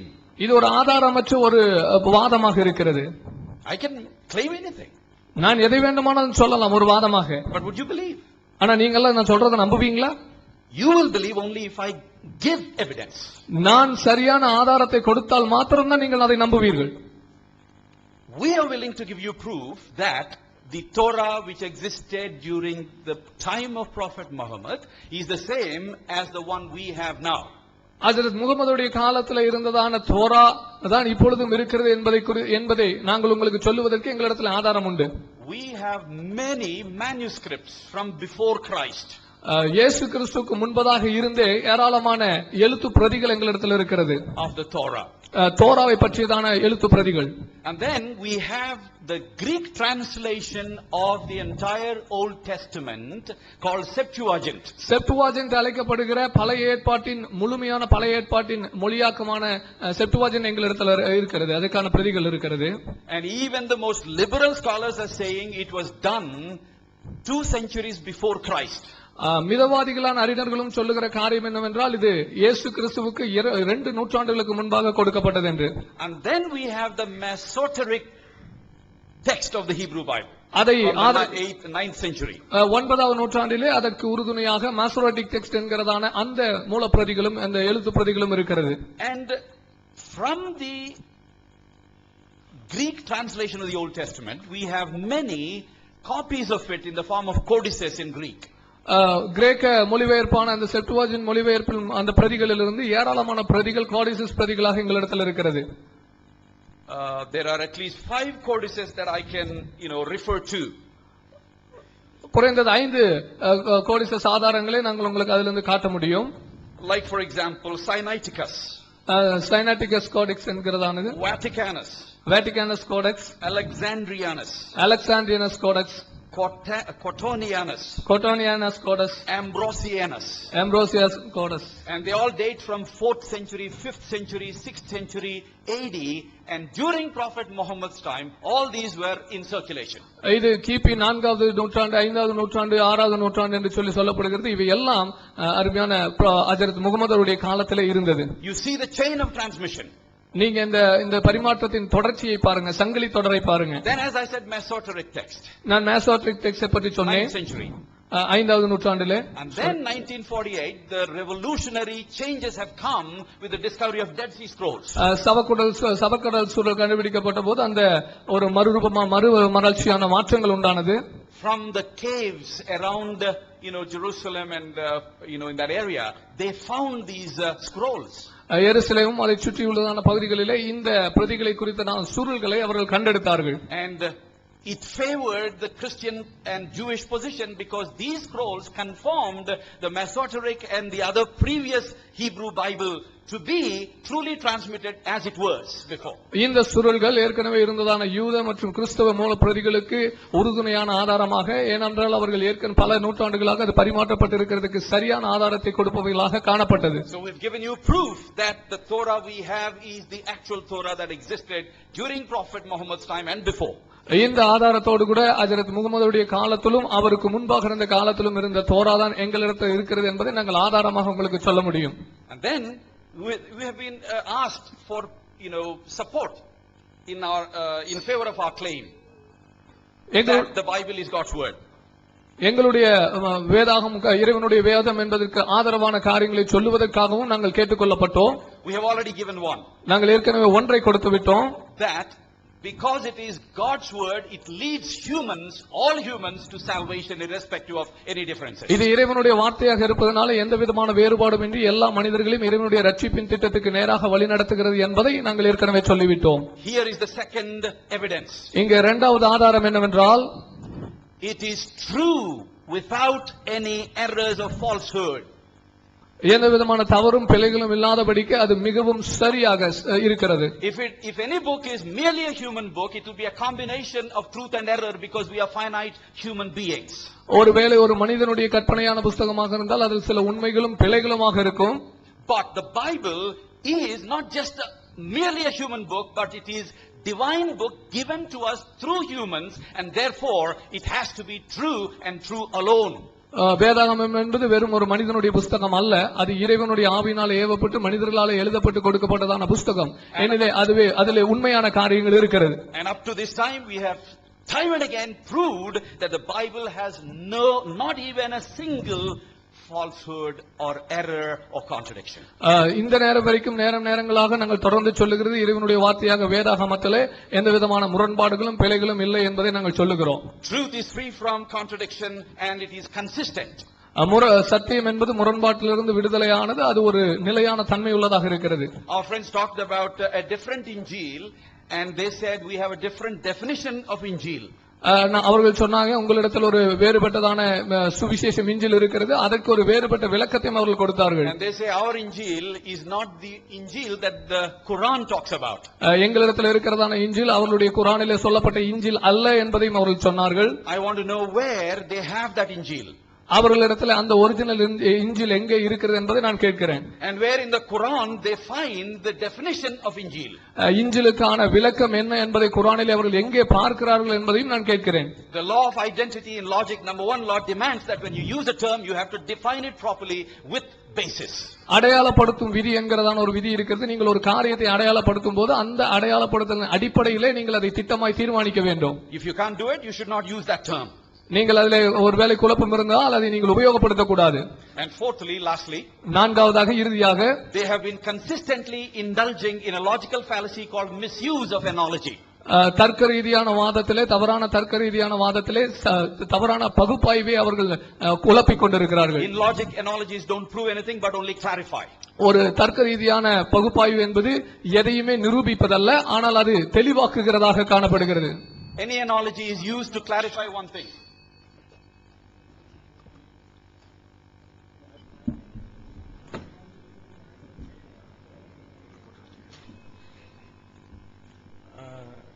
இப்போதான் அவங்க தலைப்புக்குள்ளே வந்திருக்கிறாங்க. ரொம்ப சந்தோஷமா இருக்குது. அவங்க நிறைய கேள்விகள் கேட்டிருக்கிறாங்க. அந்த கேள்விகளுக்கெல்லாம் பதில் சொல்ல வேண்டியிருக்குது. ஆனா அந்த கேள்விகள் எல்லாம் தலைப்புக்கு அப்பாற்பட்டது. டபுள் ஸ்டாண்டர்ட் நிரூபிக்கிறதுக்கு சொன்னாங்க, இரட்டை வேடத்தை நிரூபிக்கிறது. அந்த இரட்டை வேடம் என்னென்னலாம் செஞ்சாங்கிறதுலாம் பதில் சொல்ல வேண்டியிருக்கு. நாங்க பிறகு வர்றோம். அதே வந்து அரபி ஒண்ணு நாங்க உங்க மொழிபெயர்ப்பு தான் சொன்னாங்க. அந்த மொழிபெயர்ப்பு எங்கிறது அந்த ஒரிஜினலோட கொஞ்சம் எடுத்து கொடுங்க. சும்மா வேர்ட்ல இருந்து எடுத்து கொடுக்க கூடாது, ஒரிஜினல் சோர்ஸ்ல கொடுக்கணும். ஏற்கனவே ஒப்பந்தத்தில் இருக்குது. தயவுசெய்து எந்த ஒரிஜினல் சோர்ஸ்ல இருக்குன்னு சொல்லிட்டு அது ஹார்ட் காப்பியா இருக்கட்டும் சாஃப்ட் காப்பியா இருக்கட்டும், தயவுசெய்து கொஞ்சம் எடுத்து கொடுத்துருங்க. தமிழ் மொழிபெயர்ப்புல இருக்குங்கிறாங்க, அதற்கு தந்துட்டுல பேசணுமா? மொழிபெயர்ப்புல இருக்கு, நாங்க வெளியிட்டதுன்னா புகாரி யாரு வெளியிட்டா, எந்த புக்குன்னு கேளுங்க. அதான் பொய்யா சொல்றாங்க. அது எந்த நூல்ல இருக்கு எடுத்தாங்க, எடுத்து கொடுத்துட்டு நீங்க அப்புறம் பேசுங்க. விவாத ஒப்பந்தத்துல இங்க கேட்கும்போது உடனே தரணும் இருக்கிறது. புகாரி தமிழாக்க நாங்களா தமிழாக்க பண்ணோம், நீங்க தான் பண்ணீங்க இருக்குன்னு சொன்னாங்க. அதை தாங்கன்னு கேட்டா இப்ப எடுக்க முடியாதுன்னு என்ன அர்த்தம்? அப்ப இத்த அடிச்சுட்டு போயிடலாமா? ஆமா, இப்ப நாளைக்கு தந்துருவாங்களாம். அது என்ன முறை? இப்ப தரணும் நீங்க நாளைக்கு தருவதாக இருந்தா அவங்க நாளைக்கு தான் பேசிருக்கணும். ஆதாரம் இல்லாம நீங்க பேசக்கூடாது. அதே மாதிரி இன்னொன்னு சொல்றாங்க, நீங்க பேசக்கூடாது. அதே மாதிரி இன்னொன்னு என்ன சொல்றாங்கன்னா, அது அரபியில இருக்குது, எங்களுக்கு அரபி தெரியாதுங்கிற மாதிரி வாழ வைக்கிறாங்க. சிறைக்கிற வரவன் கத்தியோட தான் வரணும். கத்தியை வீட்டுல வச்சுட்டு வந்து இங்க என்ன வந்து உனக்கு வேலை? நாளைக்கு கொண்டு வர்றேன் கத்தி. என்ன இன்னைக்கு எதுக்கு வந்தீங்க? சிறைக்க வரும்போது கத்திக்கு அப்புறம் என்னென்னலாம் வேணுமோ எல்லாத்தையும் கொண்டு வரணும். எங்கள்கிட்ட வந்து நாங்க மூலமொழி உங்களுடைய மூலமொழியை அராமிக்குன்றீங்க, கிரீக்குன்றீங்க, ஹீப்ரூன்றீங்க. எடுத்து வைங்க ஹீப்ரூ கிரீக்கையும், நாங்க பேசுறோம். என்ன வார்த்தைக்கு அர்த்தம் வேணும்னு கேளுங்க, நாங்க எடுத்து தர்றோம். ஒரிஜினல் ஸ்கிரிப்ட் வேணும், நாங்க தர்றோம். நாங்க எல்லாத்தையும் தயாரா தான் வந்திருக்கிறோம். எல்லாத்துக்கும் எங்கள்கிட்ட ஒரிஜினல்ஸ் இருக்குது. நாங்க எதை கோட் பண்ணாலும் எல்லாத்துக்கும் நாங்க ரெடியா வச்சிருக்கிறோம் டெக்ஸ்ட. எதை கேட்டாலும் நாங்க தூக்கி போடுவோம். உங்களை மாதிரி நான் நாளைக்கு தரோம், நாளை மணி தர மாட்டோம் விட்டடிக்கிற ஆட்கள் இல்ல. ஆனா அரபி தெரியாதுன்னு சொன்னா தெரியாட்ட ஏன் பேசுறீங்க? அந்த லாங்குவேஜ்ல அது என்ன சொல்லப்பட்டிருக்குன்னு தெரிஞ்சிட்டு பேசுங்க. தெரியாம அறகுறையா எவனோ அந்த நெட்ல எழுதுறான், ஷாம்சராக் அவன் படிச்சது சொந்த சரக்கு இல்ல, எல்லாம் கடன் வாங்கின சரக்கு, சொந்த மூளையே கிடையாது. எல்லாம் borrowed intelligence தான் அவங்களுக்கு. They are working on others' intelligence. They don't have their own intelligence. They don't apply their own mind. அதை வச்சுக்கிட்டு அவங்க பேசிக்கிட்டு இருக்காங்க. So this is an argument. In debate, we have come to a conclusion that in debate, both of us should present evidence. Whatever arguments we are quoting, it is our responsibility to quote the evidence. Now, they have quoted a hadith from Sahih Bukhari. When we asked them the reference, we wanted either hard copy or soft copy. They are telling that they'll give it tomorrow. If they are ready to give only tomorrow, why did they quote it now? As per our agreement, they have to produce the evidence right away before moving into the next topic. Unless and until you have any appropriate evidence, please don't quote anything. அப்புறம் இந்த பைபிள்ல முன்னறிவிப்பு பத்தி சொன்னாங்க, அந்த கேள்விக்கு பதில் சொல்ல வேண்டியிருக்கு. நாங்க இறுதியா சொல்றோம். அதுக்கு முன்னாடி சப்ஜெக்ட்டுக்கு நேரடியா வந்துட்டாங்க. ஆனா நேரடியா அதுக்கு வர்றோம். இப்பதான் அந்த லாஜிக்கா பேச ஆரம்பிச்சிருக்கிறாங்க. தௌராவுடைய மேனுஸ்கிரிப்ட்ஸ், ஏராளமான மேனுஸ்கிரிப்ட்ஸ் இருக்குது, செப்டகன்ட் இருக்குது அப்படின்லாம் சொன்னாங்க. எல்லாமே ஜீசஸுக்கு முன்னால இருந்ததுன்னு சொல்றாங்க. அது ஜீசஸுக்கு முன்னால இருந்ததா, ஜீசஸ் காலத்துல இருந்ததா, ஜீசஸ் காலத்துல என்ன இருந்தது, தோராண்டா என்ன, செப்டகன்ட்னா என்ன, அதெல்லாம் பார்ப்போம். அதே மாதிரி எங்கிட்ட நிறைய கோடெக்ஸ் இருக்குது. கிரீக் கோடெக்ஸ் வந்து எங்கிட்ட ஒரிஜினல்ஸ் இருக்குது. சினாட்டியஸ், வேட்டிகனஸ், அலெக்சாண்ட்ரியஸ் லைனா பட்டியல் போட்டாங்க. அதனுடைய நிலை என்ன?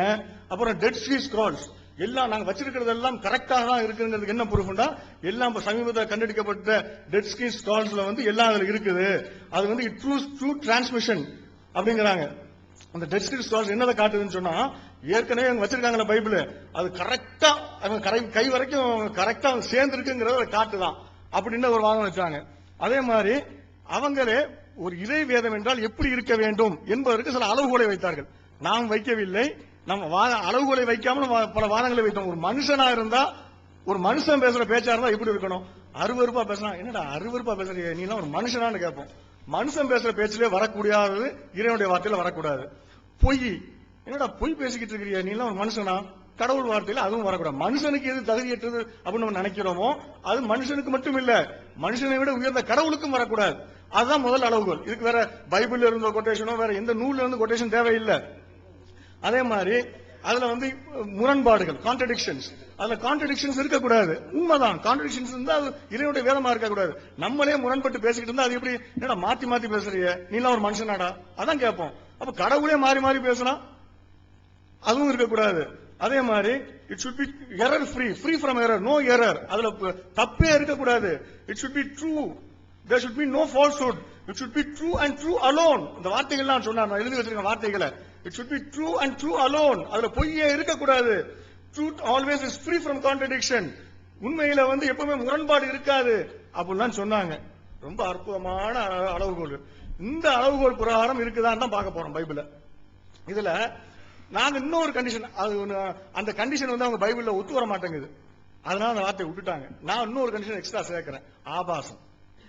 அது ஆபாசத்தை அள்ளி போட்ட உடனே அந்த அளவுகோலை மட்டும் விட்டுட்டு மத்த அளவுகோல்லாம் சொன்னாங்க. மனுஷன் பேசுறதுலயே அசிங்கம் இருக்க கூடாது, கடவுள் பேசுறதுல அசிங்கம் இருக்கலாம்னா நாங்க இதெல்லாம் கேட்டுக்கிட்டு இருந்தோம். சார் இப்ப ஒண்ணுன்னா எடுப்போம். பைபிள்ல அவங்க என்னமோ ஒழுங்கா டிரான்ஸ்மிட் பண்ணப்பட்டிருக்குது, கரப்ஷன் இல்ல, அந்த நீங்க வச்சிருக்க தோரா வேற நாங்க வச்சிருக்க தோரா வேற அப்படி நீங்க சொல்றீங்களே, அதுக்கெல்லாம் எங்க ப்ரூஃப், அது எங்க ஆதாரம்? நீங்க சொல்றீங்களா ஒரிஜினல் தோரா, நீங்க வச்சிருக்கிறது ஒரிஜினல் தோரா இல்லங்கிறீங்களே. நம்ம பார்த்து கேக்குறாங்க, நாங்க வைத்திருக்கிறது ஒரிஜினல் தோரா இல்லை என்றால் அந்த ஒரிஜினல் தோரா எங்கே சொல்லுங்கள் பார்ப்போம்ங்கறாங்க. எங்கே போச்சு, எப்படி போச்சு அப்படிலாம் கேக்குறாங்க. So we have the responsibility to answer them. முஸ்லிம்கள் மீது ஒரு கடமை. என்ன கடமை? இந்த கேள்விகளுக்கெல்லாம் பதில் சொல்லியாக வேண்டும். என்ன கேள்வி? இந்த பைபிளை யார் திருத்தியது? கான்ட்ரடிக்ஷன்ஸ், நிறைய முரண்பாடுகள்லாம் இருக்குது. நம்ம முரண்பாடுகள்லாம் இருக்குது, திருத்தப்படுதுன்னு சொன்ன உடனே அவன் கேட்கிற கேள்விகள், யார் திருத்தியது? Who did this? When did they do this? எப்போது செய்தார்கள்? Where did they do this? எங்கே செய்தார்கள்? What was done? எதை மாத்தினாங்க? Why? ஏன் மாத்தினாங்க? விச்ச கூட சேர்த்துக்கலாம். How was it done? எப்படி செஞ்சாங்க? இந்த கேள்விகளுக்கெல்லாம் நீங்க பதில் சொல்ல முடியுமா நம்ம கேட்டுக்கிட்டு இருக்காங்க. அந்த கேள்விகள் எல்லாம் அவங்க வேற வார்த்தைகள் எடுத்து வச்சாங்க. அந்த வார்த்தைகள் வந்தது, எல்லாமே வந்தது, அந்த ஒரிஜினல் எங்க எல்லாம் கேட்டாங்க. இந்த கேள்விகளுக்கெல்லாம் நாம் பதில் சொல்ல வேண்டிய கடமை நமக்கு இருக்கிறது. இப்ப பைபிளை நீங்க எடுத்துக்கிட்டு பாருங்க. பைபிள் எடுத்து பாத்தீங்கன்னா மனுஷன் பேசுறோம்ல, நான் பேசிக்கிட்டு இருக்கும்போது திடீர்னு பிராக்கெட் போட்டு பேச முடியுமா? எழுதும் போது பிராக்கெட் போட்டு பேசுவோம். கடவுள் இன்ஸ்பயர் பண்றார். கடவுள் God is inspiring his words. Bracket போட்டுக்கன்னு சொல்லுவாங்களா? கிளாஸ் டீச்சரா write within the brackets அப்படியே டிக்டேட் பண்ணார் கடவுள். இங்க பாருங்க, இங்க பிராக்கெட் போட்டு பைபிள் எழுதி இருக்குது. ஒரே வசனம் மேத்யூ 6:32 கிங் ஜேம்ஸ் வெர்ஷன்ல ஒரு பகுதி பிராக்கெட்ல இருக்குது. அதே இது இன்னொரு வெர்ஷன்ல அதுலயும் பிராக்கெட்ல இருக்குது. இப்ப லூக் 2:23 எல்லாம் எக்ஸாம்பிள் தான், நிறைய இருக்குது இந்த மாதிரி பட்டியல். சும்மா ஒரு உதாரணத்துக்கு ஒண்ணு போதும் அப்படிங்கிறதுக்காக எடுத்து போட்டோம். ஒன்னில் உண்மை இல்லாதவன் எதிலும் உண்மை, முழுவதிலும் உண்மை இல்லாதவன். நான் பைபிள்லாம் கோட் பண்ண மாட்டேன், பொதுவாக சொல்றேன். பைபிள் இந்த மாதிரி இருக்குது, நான் பைபிளே நம்புறது இல்லையே, அப்புறம் எதுக்கு அதை கோட் பண்ணணும்? ஒன்னில் உண்மை இல்லாதவன் முழுவதிலும் உண்மை இல்லாதவன். இங்க பாருங்க, இந்த கிங் ஜேம்ஸ் வெர்ஷன்ல பிராக்கெட்ல போட்டிருக்கு இந்த வசனத்தை. லூக் 2:33 வசனத்தை பிராக்கெட்ல போட்டிருக்குது. அதே இது காட்ஸ் வேர்ட்ல பாருங்க, பிராக்கெட் இல்லாம இருக்குது. அடுத்து திரும்புங்க. அடுத்தத பாத்தீங்கன்னா மார்க் 99.6ல காட்ஸ் வேர்ட்ல பிராக்கெட் போட்டிருக்குது. கிங் ஜேம்ஸ் வெர்ஷன்ல அது பிராக்கெட் இல்லாம இருக்குது. மாத்தி அடுத்தது. அப்புறம் பாருங்க மார்க் 7ல 3வது 4வது வசனங்கள். இந்த 3வது 4வது வசனங்கள் பாத்தீங்கன்னா அமெரிக்கன் ஸ்டாண்டர்ட் வெர்ஷன் ஏஎஸ்வின்னு கேட்டா அதுக்கு நமக்கு என்ன தெரியாத மாதிரி நெட் பைபிள் நெட் இல்ல, அதுக்கு பேரு நியூ இங்கிலீஷ் டிரான்ஸ்லேஷன் சொல்றாங்க. தெரியுங்க, நாங்க சும்மா சுருக்கமா தான் சொல்றோம். நீங்க தான் கேஜேவி, நீங்க அது கேஜேவி இல்ல, கிங் ஜேம்ஸ் வெர்ஷன். என்ன பெரிய புத்திசாலியா பேசுற மாதிரி. ஆனா சும்மா எங்களுக்கு தெரியும் காட்டுறதுக்காக சொல்ல வேண்டியது இருக்குது. நம்ம மழையை நினைச்சிட்டு பேசிட்டு இருக்காங்க. ஏன்னா இடையில வார்த்தைகள் யூஸ் பண்ணாங்க, நான் சென்ஸ், நோ சென்ஸ் நம்ம சொன்னாங்க. கிங் அமெரிக்கன் ஸ்டாண்டர்ட் ஏஎஸ்வில ஃபுல் வேர்ஸும் பிராக்கெட்ல இருக்குதா? அடுத்த வசனத்துல பாருங்க, அடுத்த வெர்ஷன்ல இஎஸ்வி இங்கிலீஷ் ஸ்டாண்டர்ட் வெர்ஷன், அதுல பாத்தீங்கன்னா அதே வசனம் பிராக்கெட்ல இருக்குது, ஆனா கூடுதலாக 2 வார்த்தை சேர்த்து இருக்குது. டைனிங் கவுச்சஸ், டைனிங் டேபிள், சாப்பாட்டு மேஜைங்கிற வார்த்தையை அந்த பிராக்கெட்டுக்குள்ள கூடுதலா சேர்த்து இருக்குது. இதுதான் அவங்க ரொம்ப pure, free from contradiction, pure true transmission. இதுதான் ட்ரூ டிரான்ஸ்மிஷன். உண்மையாக அவன் கை மாறி வந்திருக்கான் பாருங்க. அதுக்கு அடுத்தத பாருங்க, அந்த ஒட்டுமொத்த இதுவுமே வசனம் பிராக்கெட்லே இல்ல. அந்த டைனிங் டேபிள்ங்கிற வார்த்தையும் சேர்த்து இருக்குது, ஆனா பிராக்கெட்டை தூக்கியாச்சு. அடுத்தது இங்க பாருங்க, மார்க் 7:19ல கிங் ஜேம்ஸ் வெர்ஷன் பிராக்கெட் இல்லாம இருக்குது. அடுத்ததுல பாத்தீங்கன்னா ஒரு குறிப்பிட்ட அந்த வசனமே இல்ல, அந்த பிராக்கெட்ல உள்ளது கிங் ஜேம்ஸ் வெர்ஷன்ல கிடையாது. அடுத்ததுல இஎஸ்வி இங்கிலீஷ் ஸ்டாண்டர்ட் வெர்ஷன்ல பிராக்கெட்ல ஒரு புதுசா ஒரு வார்த்தையை சேர்த்து இருக்காங்க. இது கிங் ஜேம்ஸ் வெர்ஷன்ல இல்ல. அதுக்கு அடுத்தது ஏஎஸ்பில பாத்தீங்கன்னா அதே வார்த்தைகள் இருக்குது, ஆனா பிராக்கெட் போயிருச்சு. இதுல கடவுள் என்ன செஞ்சாரு? அந்த வார்த்தையை சொன்னாரா சொல்லலையா? சொல்லும் போது பிராக்கெட் போட்டு சொன்னாரா இல்ல பிராக்கெட் போடாம சொன்னாரா? Is this true transmission? Next இங்க பாருங்க, இதுல லூக் 2:23 to 24 ரெண்டு வெர்சஸ். அதுல கிங் ஜேம்ஸ் வெர்ஷன்ல ஃபுல்லா அந்த வெர்ஷன் ஃபுல்லா அந்த வெர்ஸ் ஃபுல்லா 23rd வெர்ஸ் ஃபுல்லா பிராக்கெட்ல இருக்குது. ஏஎஸ்பிலயே ஃபுல்லா பிராக்கெட்ல இருக்குது. பிபிஇ பேசிக் பைபிள் இன் பேசிக் இங்கிலீஷ் அதுலயும் ஃபுல் வெர்ஸ் இருக்குது. அதுக்கு அடுத்தது டார்பிஸ் டிரான்ஸ்லேஷன்லயும் நியூ டெஸ்டமென்ட் டிரான்ஸ்லேஷன்லயும் அது ஃபுல் வெர்ஸ் இருக்குது.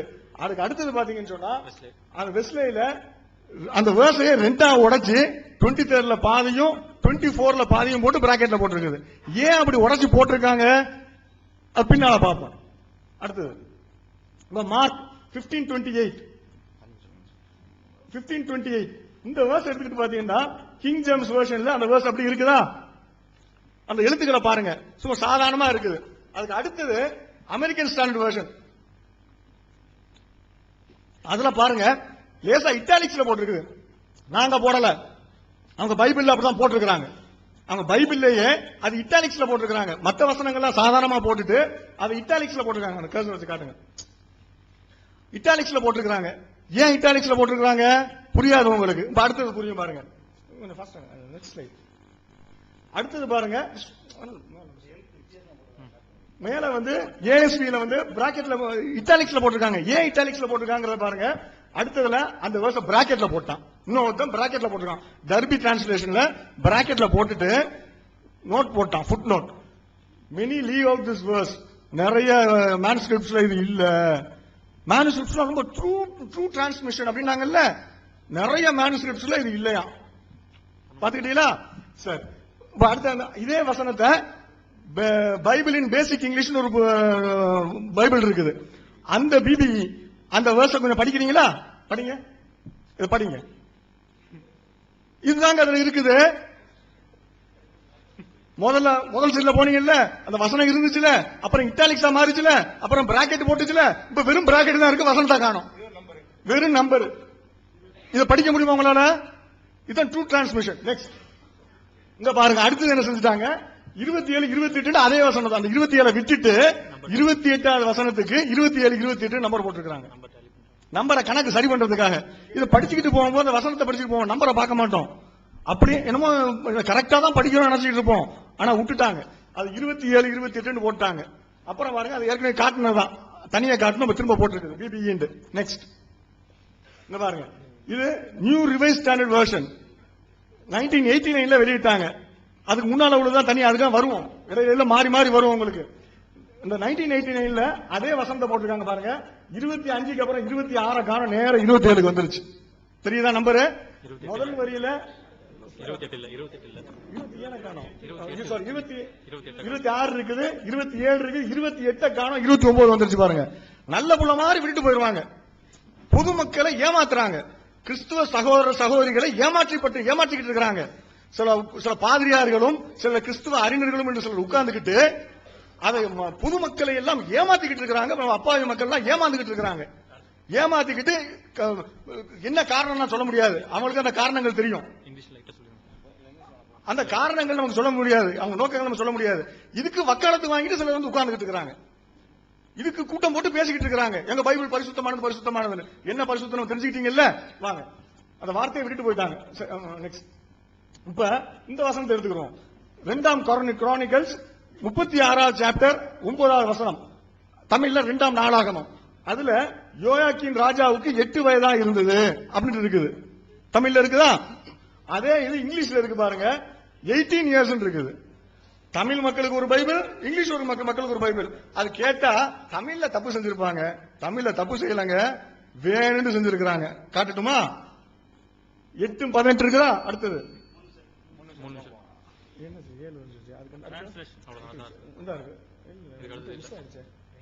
மிஸ் ஆயிருக்கு. அதே மாதிரி 2ஆம் சாமுவேல் 24:13 அதுல தாவீதுடைய காலத்துல 7 வருஷம் பஞ்சம் வந்ததுன்னு இருக்குது தமிழ்ல. இங்கிலீஷ்ல பாத்தீங்கன்னா 3 வருஷம் பஞ்சம் இருக்குது.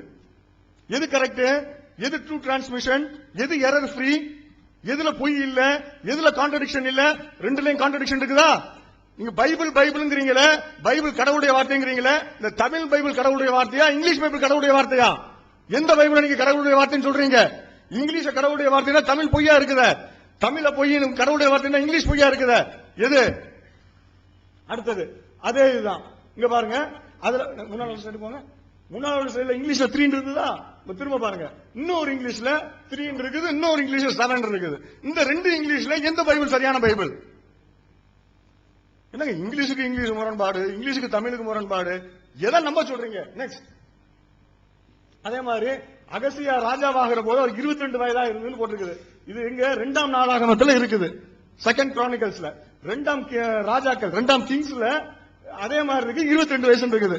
ரெண்டுலயும் 22 வயசு இருக்கு. இதுல என்ன முரண்பாடு இருக்குது? முரண்பாடு இல்ல. பாருங்க, அதே இது பாருங்க, 2ஆம் நாளாகம் முன்னாள் சைடு வாங்க. 2ஆம் நாளாகம் கீழே இருக்குல்ல, 2ஆம் நாளாகம் மேல இருக்கு பாருங்க, 22 வயசு இருக்குதா? அடுத்தது 2ஆம் நாளாகத்துக்கு 22 இருக்குது. இங்கிலீஷ்ல அதே கிங் ஜேம்ஸ் வெர்ஷன்ல 42 இருக்குது. 22 42? எது ட்ரூ டிரான்ஸ்மிஷன், எது எரர் ஃப்ரீ, எதுல கான்ட்ரடிக்ஷன் இல்ல? இது எந்த கோடெக்ஸ்ல இருக்குது? நீங்க 5 கோடெக்ஸ் நீங்களே, நீங்க 5 இல்ல, நான் ஏகப்பட்ட கோடெக்ஸ் வருவோம். எந்த கோடெக்ஸ்ல இருக்குது? அந்த சினாட்டிஸ் வேட்டிகன் சொல்றாங்க, அந்த லட்சணத்தை நாங்க காட்டுவோம். டெட் சீ ஸ்க்ரோல்ஸ் சொன்னாங்க, அதையும் காட்டுவோம். வாங்க நெக்ஸ்ட். தமிழ் ஃபான்ட்ஸ் நான் சப்போர்ட்.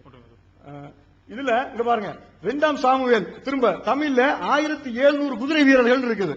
1700 குதிரை வீரர்கள். இங்கிலீஷ்ல 1000 chariots and 700 horsemen. 700 ரதங்களும் 1000 ரதங்களும் 700 குதிரை வீரர்களும் இருக்குது. அங்க 1700 குதிரை வீரர்கள் இருக்குது. ரெண்டுல எது கரெக்ட்? எந்த பைபிளை நம்ப சொல்றீங்க? எது கான்ட்ரடிக்ஷன் இல்ல? என்ன முரண்பாடு?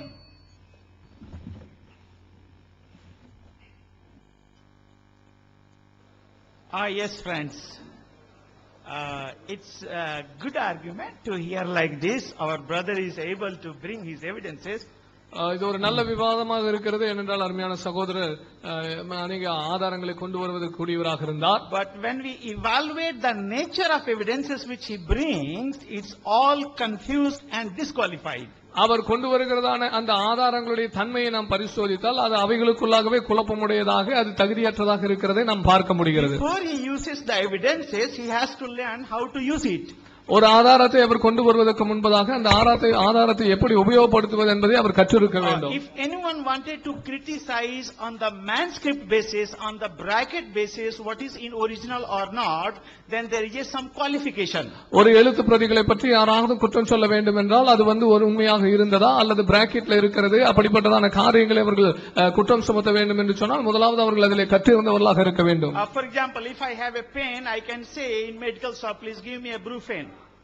இப்ப எனக்கு ஒரு வலி இருக்கிறது என்று சொன்னால் நான் ஒரு மெடிக்கல் ஷாப்ல எனக்கு ஒரு ப்ரூஃபன் கொடுங்க, வலி மாத்திரை கொடுங்க என்று கேட்பேன். But if I wanted to criticize the quality and formula of Brufen, then the medical department will say, please have basic knowledge of the medical department. ஒருவேளை அந்த வலி நிவாரணியான ப்ரூஃபனை குறித்து நான் குற்றம் சாட்ட வேண்டும் என்றால், அந்த ப்ரூஃபனுடைய தன்மைகளை குறித்து நான் குறை சொல்ல வேண்டும் என்றால் அந்த மெடிக்கல் டிபார்ட்மெண்ட் சொல்லுவாங்க, உனக்கு இதை பற்றிய அடிப்படை மருத்துவ அறிவியல் உனக்கு கொஞ்சமாவது தேவை என்று சொல்லுவார்கள். So he wanted to criticize on the basis of bracket.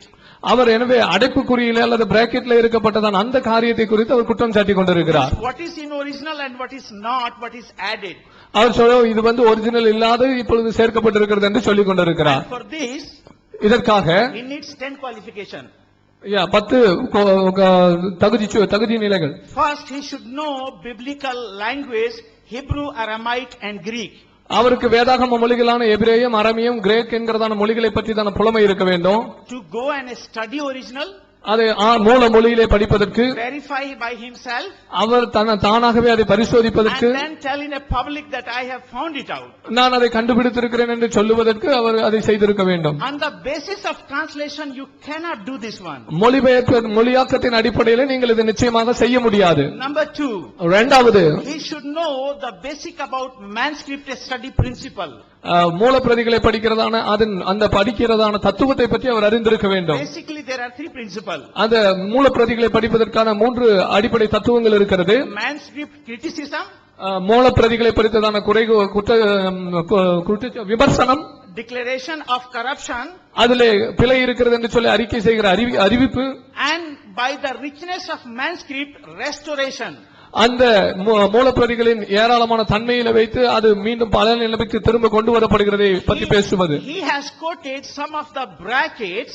அவர் சில பிராக்கெட்ஸை பற்றி குறிப்பிட்டார். But he doesn't know this Bible when it was translated how many manuscripts were there. ஆனால் இந்த வேதாகமம் மொழிபெயர்க்கப்பட்ட போது எத்தனை பிரதிகள் இருந்தது, மூல பிரதிகள் இருந்தது என்பது அவருக்கு அறியாமல் இருக்கிறது. When KJV was translated there were 6 manuscripts. KJV மொழியாக்கம் மொழிபெயர்க்கப்பட்ட போது 6 மூல பிரதிகள் இருந்தது. When RSV was done there was 100 manuscripts. RSV மொழியாக்கம் செய்யப்பட்ட போது 100 மூல பிரதிகள் இருந்தது. Now we have 27,000 manuscripts. ஆனால் இப்பொழுது நமக்கு 27,000 மூல பிரதிகள் இருக்கிறது. And all the evidences which he has brought is refuted long back.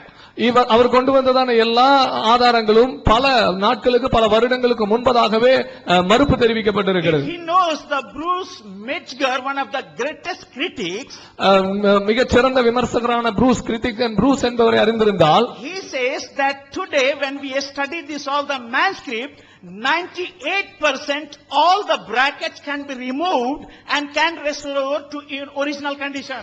நீங்க இந்த எல்லா மூல பிரதிகளையும் நீங்கள் வாசிப்பீர்கள் என்று சொன்னால் 98% எல்லா பிராக்கெட்டுகளும் நீக்கப்பட்டு அது ஒரிஜினல் மூல பிரதிகளோடு கூட சேர்க்கப்படும் என்பதில் ஐயமில்லை என்று அவர் சொல்லுகிறார். If I apply his principle for the Quran, it doesn't mean I am debating for the Quran, but if you apply this principle, இந்த அவர் உபயோகப்படுத்தின இதே தத்துவத்தை நான் அவருடைய குரானுக்கு ஒருவேளை உபயோகப்படுத்துவேன் என்று சொன்னால், ஒருவேளை நான் குரானை குறித்து விவாதிக்கவில்லை என்றாலும், he showed me the translation bracket. I can show him in original Arabic. அவர் நமக்கு இந்த அடைப்புக்குறிகளை குறித்து மொழியாக்கத்தில் இருக்கிற அடைப்புக்குறிகளை அவர் காண்பித்தார். ஆனால் அவருடைய மூல அரபியிலே இருக்கிறதான காரியங்களை நான் காண்பிக்க முடியும். Promise tenfold more than what he has seen right now. இப்போ அவர் என்னத்தை காமிச்சாரோ அதை காட்டிலும் 10 மடங்கு அதிகத்தை நான் அவருக்கு காட்டக்கூடியவனாக இருக்கிறேன். Please show me the number. How many he showed it now? அவர் இப்ப என்ன நம்பர், எத்தனை எண்ணிக்கை அவர் காண்பித்தாரோ அதை காட்டிலும் அதிகமாக காண்பிக்க இருக்கிறேன். How many?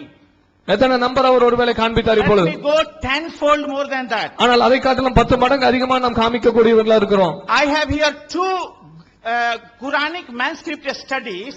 இந்த இடத்துல குர்ஆனுடைய மூல பிரதிகளை பற்றிதான ஆய்வை பற்றி 2 மூல பிரதி ஆய்வு இந்த இடத்துல இருக்கிறது. Based on the Tashkent and Samarkand codex. அவர்கள் சொல்லுகிறதான அந்த டாஸ்கன் and சமர்கண்ட்ல இருக்கிறதான அந்த குர்ஆன் பிரதிகளை பற்றியதான ஆய்வு. I have the best scholarship, Keith Small, who is the leading Quranic manuscript critic. குர்ஆனுடைய மூல பிரதிகளை குறித்து விமர்சிக்கிற ஒரு மிகச் சிறந்த ஆளதான கீர்த்தி என்கிறதான அவருடைய ஆய்வு இருக்கிறது. Let me show the book itself. நான் அந்த புத்தகத்தை உங்களுக்கு காட்டுகிறேன். If you want, I can show you my brother here. Not emotion, but for the make you to the sense in the basis of original, not translation. ஒருவேளை இது உணர்வுபூர்வமாக இல்லாவிட்டாலும் நீங்கள் கேட்டீர்கள் என்று சொன்னால் ஆதாரத்தின் அடிப்படையிலே மொழியாக்கம் என்பது அல்லாமல் மூல பிரதிகளிலே இருக்கிறதான வித்தியாசத்தை நான் உங்களுக்கு இங்கே காண்பிக்க முடியும். I will show in the terms of thousands. நான் இதை ஆயிரக்கணக்கிலே காட்ட முடியும். But we will keep it for the separate debate. Is the Quran God's word? ஆனால் இது குர்ஆன் இறைவனுடைய வார்த்தை என்கிறதான அந்த தனி விவாதத்துக்காக நாம் இதை இப்ப எடுத்து வைப்போம். Now our point is, எங்களுடைய சொல்ல கொடுக்கிறதான காரியம் என்னவென்றால், to criticize, நீங்கள் குறை கூற வேண்டும் என்றால், விமர்சிக்க வேண்டும் என்றால், must be qualified. நீங்கள் அதை விமர்சிப்பதற்கு தகுதியுள்ளவராக இருங்கள். Learn Greek, முதலாவது கிரேக்க வேதாகமத்தை மொழி எபிரேய மொழியை manuscript, அதன் மூல பிரதிகளை படியுங்க. Then you do the criticism and there will be some value, some attention will be paid for your criticism. அதை படித்த பிறகு நீங்கள் அந்த மூல பிரதிகளை, மூல மொழிகளை பற்றி உங்களுடைய விமர்சனத்தை கொண்டு வாங்க. அப்பொழுது உங்கள் விமர்சனத்திற்கு கொஞ்சம் மதிப்பு இருக்கும். But if this kinds of line of argument you bring, you will not deserve any attention.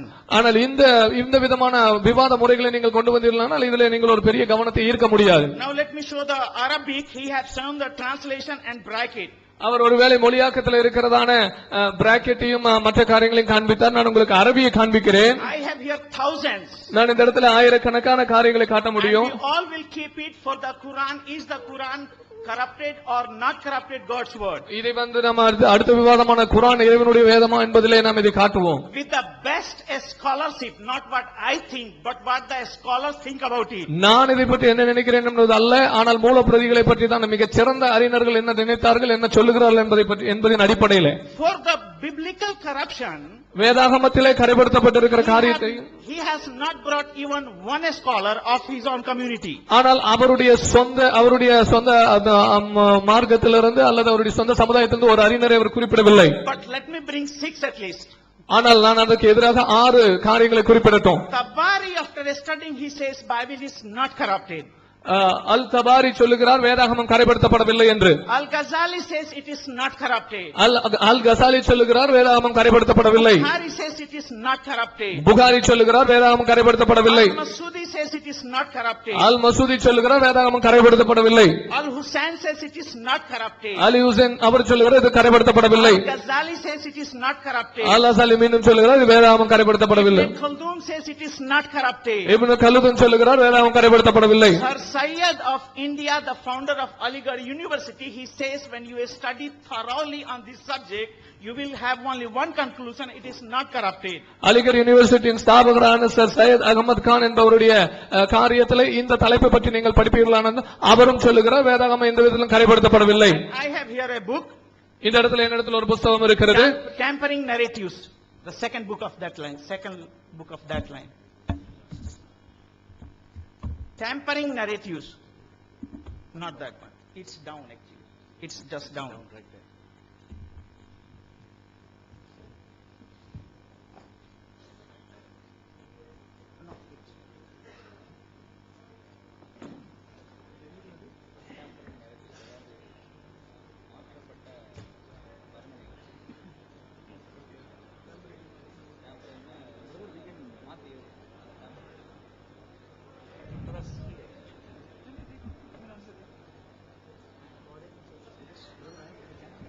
Yes, you know.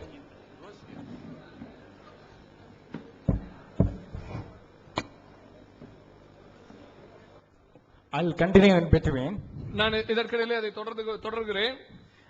First, let me explain how the Bible translations are made. வேதாகம மொழியாக்கம் எப்படி செய்யப்பட்டது என்பதை நான் முதலாவது விளக்கி சொல்லட்டும். There are different ways of the translations. வித்தியாசமான விதங்களில் மொழியாக்கம் இருந்தது.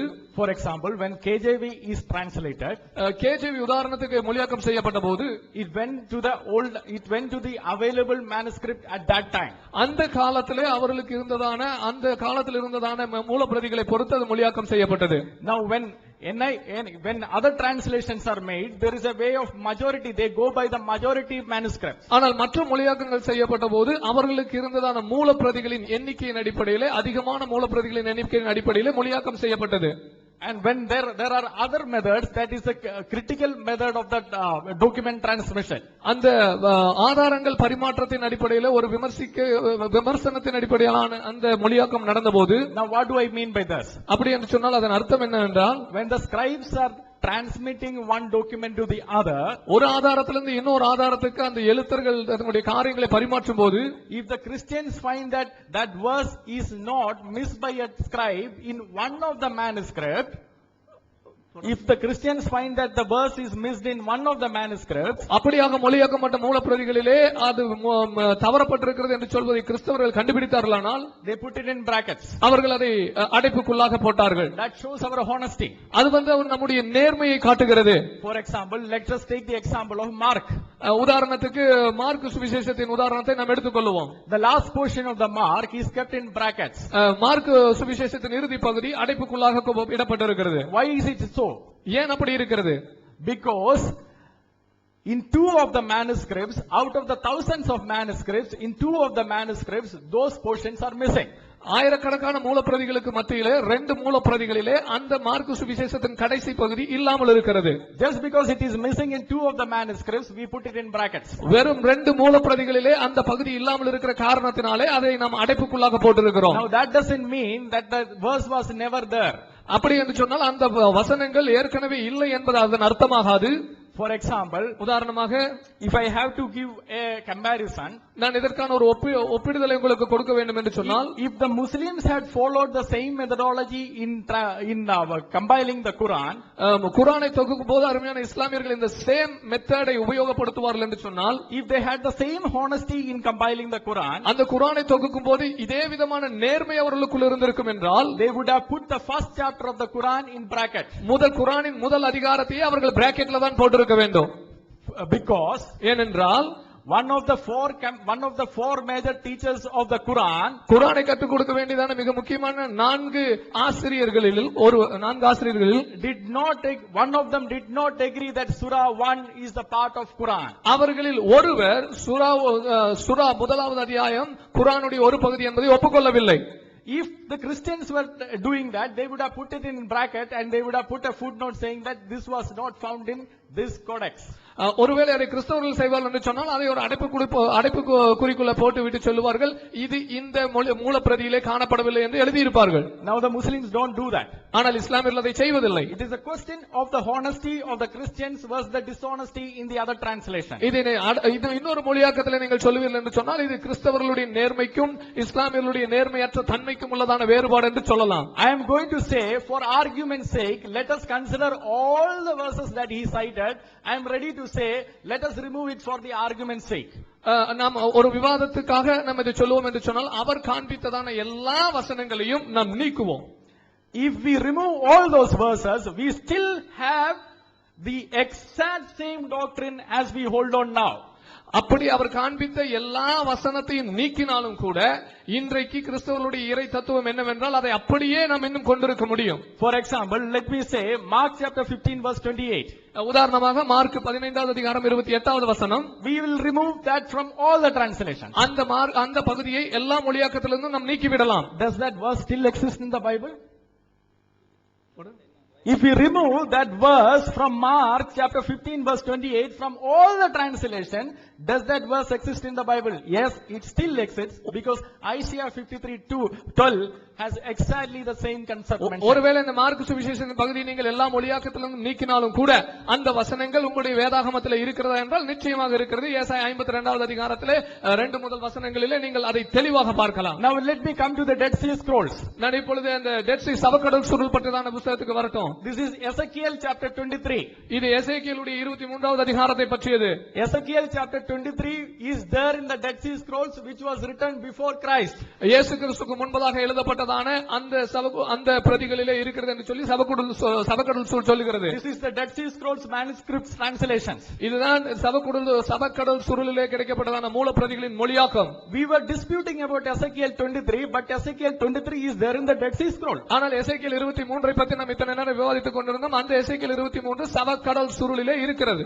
So you will have to accept that Ezekiel 23 was the original part of the God's word, correct? நீங்க சொல்ல வேண்டும் இறைவனுடைய வார்த்தையாகிய அந்த ஒரிஜினல் இறைவனுடைய வார்த்தையிலே எசேக்கியேல் 23 ஒரு பகுதி என்பதை நீங்கள் ஒப்புக்கொண்டுதான் ஆக வேண்டும். Now I will God willing, we will in these 2 days we will show that all these verses that they have cited, even if we remove all these verses, a parallel verse of that would still exist in the Holy Bible, and not a single doctrine of the Christianity is impacted by it. இந்த ஆண்டவருக்கு சித்தமான அந்த 2 நாட்களிலும் அவர்கள் காண்பித்த இத்தனை ஆதாரங்களையும் நீங்கள் நீக்கினாலும் கூட அதற்குரியதான வசனங்கள், இணையான வசனங்கள் வேதாகமத்திலே நாம் காட்ட முடியும். இதன் மூலமாக கிறிஸ்தவத்தின் கொள்கையிலே ஒரு சிறு பகுதி கூட பாதிக்கப்படாது என்பதை நாம் நிரூபிக்க முடியும். Now my brother has brought some argument and I love to hear an answer. என்னுடைய சகோதரர் சில விவாதங்களை கொண்டு வந்தால் அதை நான் கேட்டு அதற்கு நான் பதில் கொடுக்க விருப்பமுள்ளவனாக இருக்கிறேன். But only one demand: be qualified critics, study the subject so you can tell the truth. ஆனால் ஒரு தகுதியாக சொன்னால் நீங்கள் அந்த மூல பிரதிகளை படித்து அதை குறித்து விமர்சிக்கக்கூடிய தகுதி உள்ளவர்களாக நீங்கள் இருக்க வேண்டும். And here is a best scholarship, the book I was saying. It is not my empty claim. It is the Muslim scholars have believed Bible is not corrupted. இது என்னுடைய கூற்று அல்ல, இது இஸ்லாமிய மிக சிறந்த அறிஞர்களுடைய கூற்று. வேதாகமம் கரைப்படுத்தப்படவில்லை என்பதற்காக அவர்கள் எழுதியிருக்கிற அருமையான ஆதார நூல் இது. Now if we apply the same criteria which brother is applying, here is a Keith Small, one of the leading critics of the Quran, then the whole Quran is lost, because according to Islam இரவு இருக்க கூடாது, முரண்பாடு இருக்க கூடாதுன்றாங்க. அதுக்கு நம்ம இவ்வளவு இருக்குதுங்கிறதுக்கு அள்ளி போட ஆரம்பிச்சோம். காத்துக்கிட்டு இருந்தோம், எப்படா வருவாங்க, அளவுகோல் வைத்துக்கணும், வந்தாங்க, நம்ம சொல்ல ஆரம்பிச்சோம். இப்ப அதுக்கு அவங்க என்ன பதில் சொல்றாங்கன்னா, to criticise you should have knowledge. இதை சொல்றதுக்கு உங்களுக்கு அறிவு இருக்கணும், அதை பத்தி விவரம் இருக்கணும்ங்கிறாங்க. இது நாங்க ஒண்ணும் அறிவு இருக்க வேண்டிய அவசியமே இல்லை. நான் புதுசாக சொன்னேன், உங்க பைபிள்ல இருக்க வேர்சஸ் தான் எடுத்து போட்டேன். எனக்கு இது தனியா அறிவு தேவையில்லை. இங்கிலீஷ்ல உள்ள வேர்சஸ் எடுத்து போட்டேன். உங்க ஸ்காலர்ஸ் ஆஃப் டிஃபரெண்ட் டினாமினேஷன்ஸ் உட்கார்ந்து பல வருஷங்களாக மொழிபெயர்த்தார்களே, அதுகளை எடுத்து நான் போட்டேன், அவ்வளவுதான். நான் புதுசா இதுக்கு எனக்கு தனி நாலேஜ் தேவையில்லை. First, I need not have any knowledge about it. I'm just quoting your scholars. I'm just quoting your Bible, different versions. That's all. I don't need any extra knowledge about it. Right. Secondly, he said you should have 10 what is that? Criteria. 10 criteria for before criticizing. The first thing, he didn't list out the 10. He just said 2.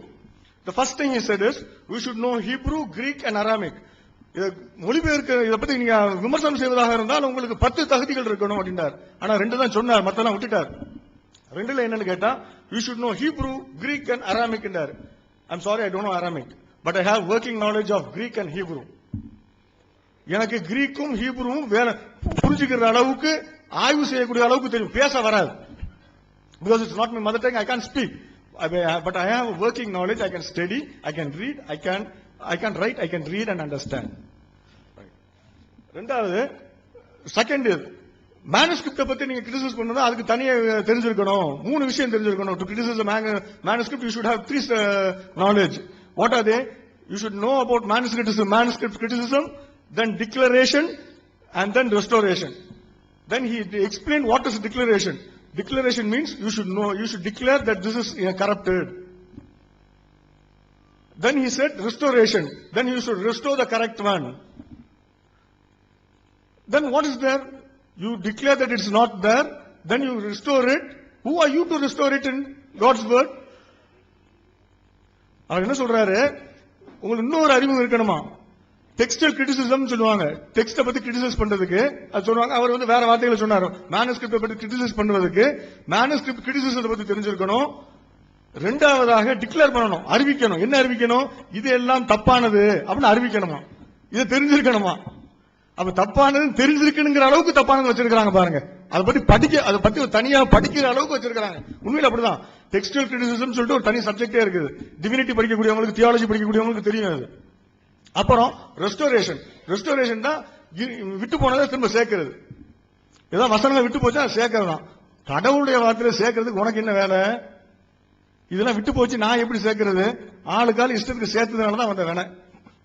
அப்புறம் அரபிக்குடைய original குரான்ல, Arabic ஒரிஜினல்ல brackets இருக்கலாம், அது காட்ட சொல்றோம், அது காட்டுறாங்க, தந்தாங்கன்னா அதை பத்தி பேசுவோம். ரெண்டாவது, இருந்தாலும் இதுக்குள்ள தலைப்பு இல்ல, தரட்டும், அப்படி ஒண்ணுமே கிடையாது. செகண்ட்லி, பைபிள் இஸ் ட்ரூன்னு சொல்லிட்டு தபரி கோட் பண்ணாராம், கசாலி கோட் பண்ணாராம், புகாரி கோட் பண்ணாராம். Let anyone quote. நான் கேட்கறதுக்கு என்ன பதில் சொல்றீங்க? Let Ghazali come and answer this. Let Buhari come and answer this. Let Tabari come and answer this. Or at least, if you are quoting them, you answer this. அவர் சொன்னார், இவர் சொன்னார் வேண்டாம். I am producing evidence just before your eyes. You are saying someone said this, someone said that. அவர் சொன்னாரு, இவர் சொன்னாருங்கிறீங்க. நான் கண்ணு முன்னால ஆதாரத்தை காட்டிட்டு இருக்கேன். உங்க பைபிளுக்கு இவ்வளவு குளறுபடி இருக்குன்னு. It has been already refuted. எல்லாம் முன்னாலே மறுத்தாச்சு. என்ன மறுத்தாச்சு? முன்னாலே மறுத்தது இப்ப சொல்லுங்களா சபையில. You just, whatever has been refuted, you just put it down in this audience, before this audience. Right. He said some more things. Even if those brackets நீக்கிட்டாலும் there will be no change in the doctrine. You are very doctrine that the Bible is a God's word and it has no, it can't be anything, nothing can be added to it and nothing can be deleted to it. That doctrine is changed now. It becomes invalid. சில வசனத்தை எடுத்துட்டீங்கன்னாவே கடவுளுடைய வார்த்தையில எதையும் சேர்க்க முடியாது, நீக்க முடியாதுன்னு சொன்னா அந்த உங்களுடைய அடிப்படை தத்துவமே போயிருச்சு. How can you claim that there's no change in your doctrine? And then Ezekiel has been found in Dead Sea Scrolls, so it has existed before Jesus Christ. That's what his argument is. அதுக்கு நாங்க வரோம். We'll come to that. Right.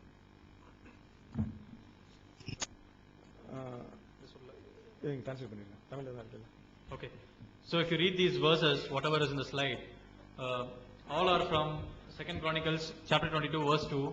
In one of the translation KJV, as it is popularly known, you would find the word 22. That's what it's the translation.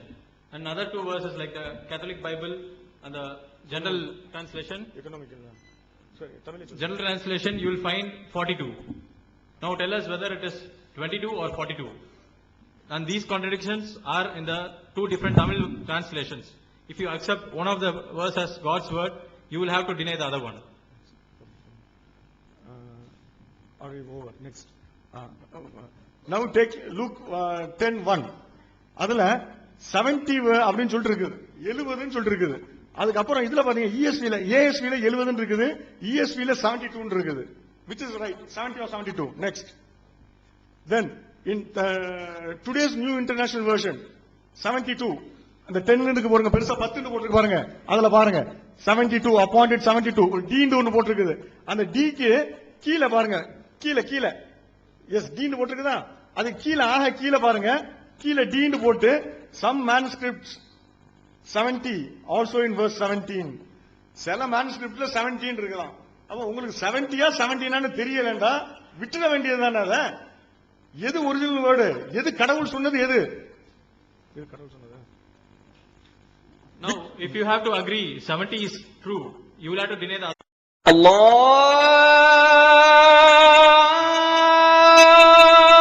Akbar, Allah